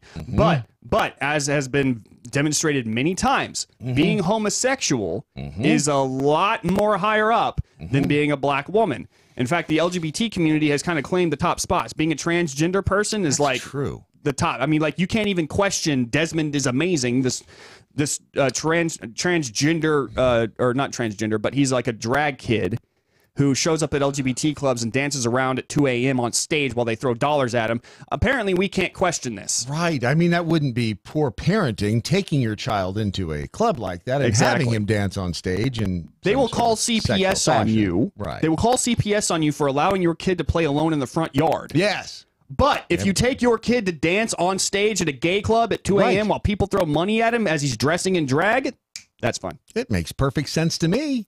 Yep. I don't know why you have such a problem seeing the logic and the common sense in any of this. You're obviously just a hater. I am obviously just insanely transphobic and I'm homophobic. You know, I have been called many things. And I get that thrown at me quite a bit. In fact, one of my most popular tweets right now, it's super trending. Feminism is really making some strides, as you guys know. And long, beautiful strides. You know, you have Women's State Track Champion, Glamour Magazine's Woman of the Year, International Women Weightlifting Champion, all men who are pretending to be women. Wait. That's right. And people are angry about that tweet. Especially Martina Navratilova. She is pissed. Oh, she's actually pissed. She's like, it's not fair for men to compete in women's sports. And everyone's like, Martina, you can't say that. Oh my God. What are you? You some sort of hater? Why can't they?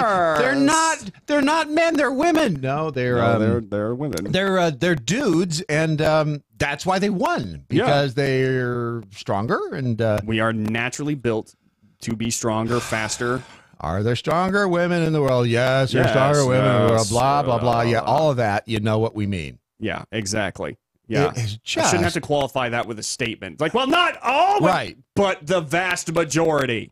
Okay, and look, our men's muscle structure is denser. Our bones are denser. We process oxygen more in more abundance than women do. We use logic. We don't bleed. Well, you cut us if we bleed. Well, I mean, if you cut us, do we not bleed? No, but we get bitchy every month, though. We men do. have their little. We actually do. I know. Believe it or not, I'm bitchy a lot. Yeah. I'm in a constant state of PMS. I was yesterday, man. Bitchy. I was ready to kill some folk. But lack of sleep will do that to you. Yeah, it will. But yeah, to this that we're embracing this kind of weird ass like men are women and women are men. We're the exact same. It's completely anti-science. There's no biological reasoning behind it. Right. It's just a bunch of people saying, well, psychologists say that it is a mental disorder, and that still holds true. Only a few certain psychologists will say something along the lines of, well, men, biology is a thing, yeah, but a gender, that's a completely different thing. And yeah, it's the same as climate isn't the same as weather. Yeah. Okay. Whatever. But there was remember that Nicolas Cage movie Knowing? Did you ever see it? No, I didn't. It's about he knows this kid in the 50s draws this zeros and ones on a page and draws a bunch of dates and stuff, and it turns out to be like a prediction of all these bad things that are going to happen, including the end of the world. Kurt Russell dies in the end.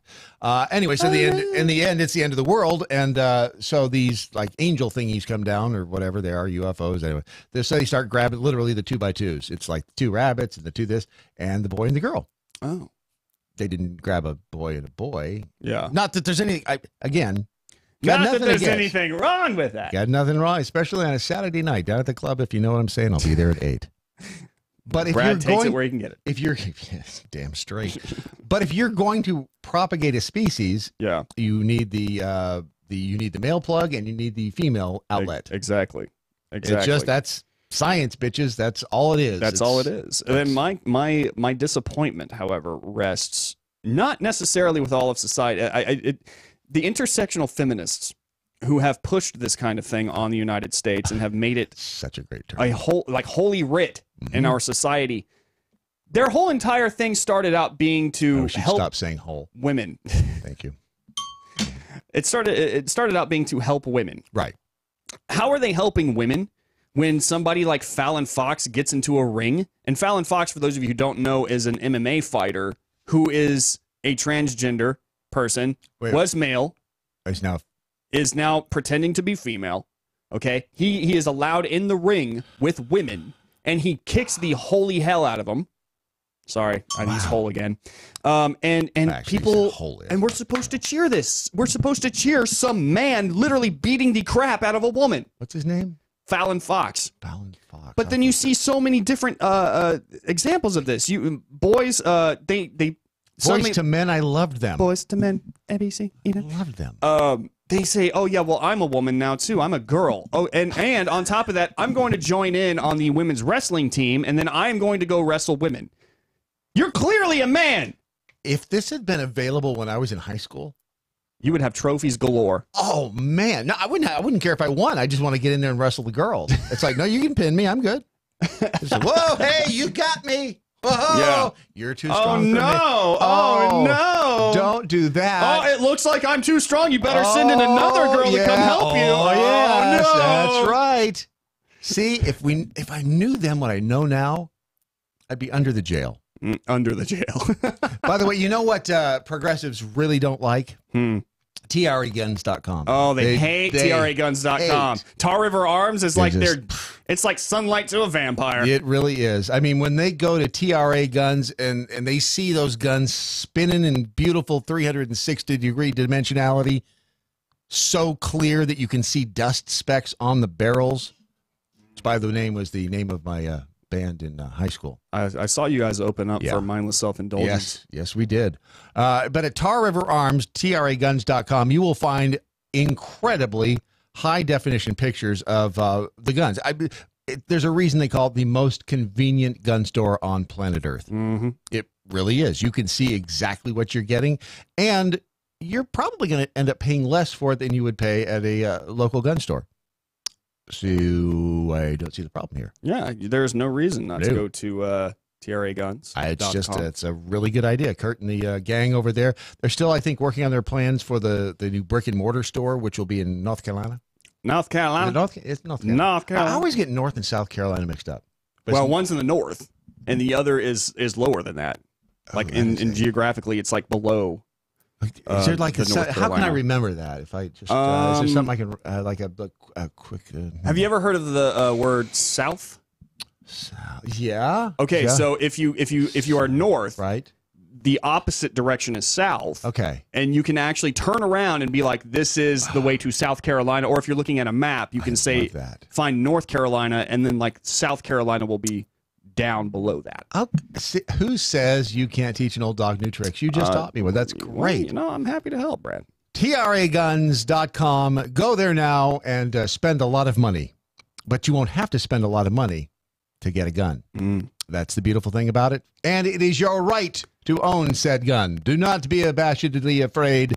Do not be timid. Go to TRA Guns. Choose the gun of your choice. Go forth and get a gun. It is your right as a U.S. American.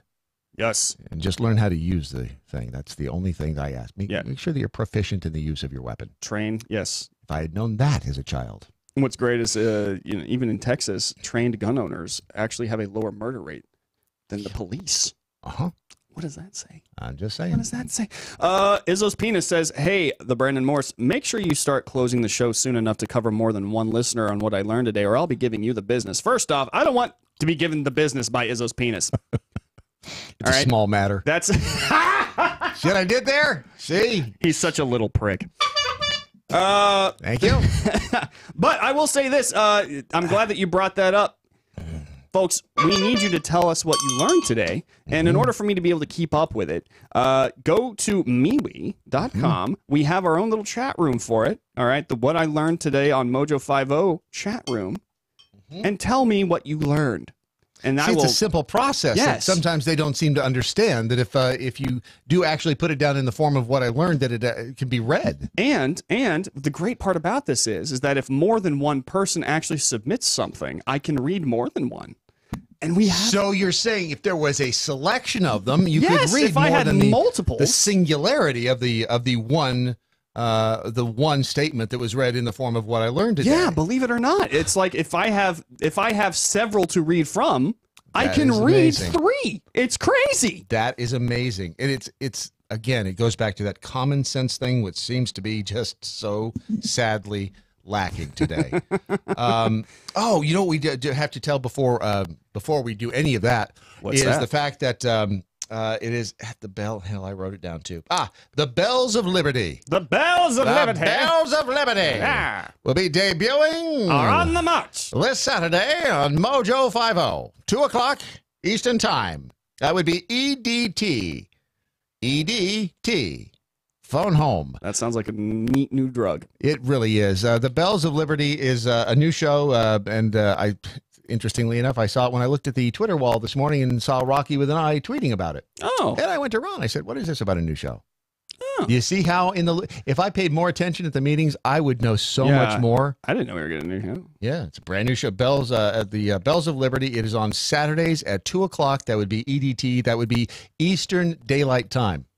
And it would be right here at MoJo 50. So I do not know what they're going to talk about. I can't wait to find out. I would imagine... being on this platform, I would imagine it is going to be stories of freedom. I would imagine it would be stories of heroic conservatism and libertarianism. I would imagine it would be stories of love of country, love of one's own family, stories of patriotism and bravery and courage. And yes, all of those things you will get right here, Bells of Liberty. Yes. See what happens when you start drinking this early in the morning? Man, you're chipper. I am on it. You're chipper. I am. Let's go dancing. Let's do it. It is damn near time to go dancing. You know what? Should we? Okay, if we started the close right now, would you have time to read a couple of those? And I think I might have. Would that be okay? Because I see and again, it goes back to when you tell me to do something, I tend to do the exact opposite. That's something that you need to remember about me. And remember rule number 2. Mm-hmm. I mean, those are the only 2 things you need to know about me. Is you tell me to do something, I'm likely to do the direct opposite. It's just one of those things. But in this case, since I happen to feel very strongly for you. Oh, thank you. Not you. Oh, damn it! Was I looking at you when I said that? You were looking in my general direction, and so I just thought that past maybe you at them. For once in my life, I would feel a sense of warmth and love. You haven't earned that yet. Oh, yeah, you'll get there. Damn, you will get there. All right, let's shut this thing down. 20 minutes, let's go. Hold on. That's where I have to say, wait a minute. You know, at some point, that train sound really needs to go in a more convenient location. You know what I'm saying? And I think you do. That is it, ladies and gentlemen, the end of Doc Thompson's Daily Mojo. But before we go, as always, let's find out what we learned today, shall we? Yeah. We learned that if you die near Ron, guy behind the glass, protect your balls. Or they will become a midnight snack. We learned that everything tastes like chicken except people. Yeah. And apparently people taste like bacon. Yeah. That's the damnedest thing. It's proof that God loves us and wants to eat bacon. And we learned that Alyssa Milano is neither trans, gay, bi, but she. And that's where I left it because I didn't have time to finish it. So you can fill. This is the exciting new feature on the program where you actually fill in what it is that I learned at the end of what I learned. Yeah. See? Freaking astounding. I'm a giver. I'm a giver. And the Brandon Morse, what, if anything, did you learn today? Brad Staggs tried That's to... all right. Everybody gets it wrong. Brad Staggs tried to go north on the oppression hierarchy and ended up on the South Pole. Where's the damn bell? Ding, ding, ding. Like there's anything wrong with being on the South Pole. Please. Don't worry, folks. The other thing that I learned today is that, are you tired of your kids watching the nastiest kind of porn? Because some moms are going to change everything.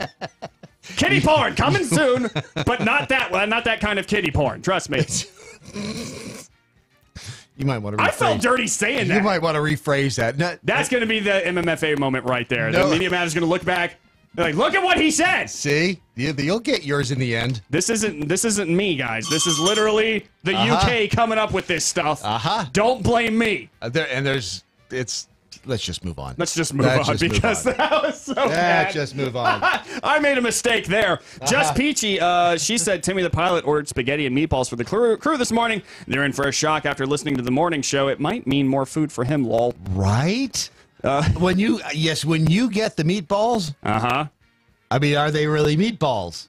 Oh God! I mean, it's one of those things. It is 2019. That's all I'm saying. All right. Sorry. Kirk, slightly venomous Jekyll said Brandon thinks Brandon's a D guy because A's are too small. Okay, first of all, A's are not too small. A's are just right. I appreciate all sizes of battery. Women are beautiful. Oh, we're talking about that. Or whatever. I was talking about batteries, Brad. Yeah, me too. Yes, me too. I was absolutely talking about batteries as well. Yeah. Just Peachy said, I listened to this podcast at band camp and after was so mad that now I'm not separating anything, referencing the Tangled story. Kirk, slightly venomous Jackal, also said, I may feel a little guy love for Brandon Morse for pointing out people here for what I learned today. And then he posted a GIF. It says, guy love, that's all it is. There's nothing wrong with that. He's mine, I'm his. You should love your fellow man as you love yourself. Amen to that. That's all I'm saying. No, you still got some time. I do. Melissa, Mississippi Jackhole said, I learned not to go camping with Ron. He is not invited to the MoJo-Con campground. We all look like a rack of ribs to him. If he walks in with a knife and a fork, I would recommend leaving on the double. Tower of Battle Jackhole said, I learned today, make sure you eat breakfast before you turn on this morning Mojo. Yes, that was but we probably should have announced that at the head of the program. Speaking of the program, what is coming up on the Morse code coming up this afternoon, today at least, at 1 o'clock Eastern? Well, let me tell you, Brad, I have no idea. Excellent. That means it'll be another stupendously classic show. What does Matt Locke have coming up next? Once again, I do believe that he is going to yell. Oh, that's going to be a different kind of feel for him, isn't it?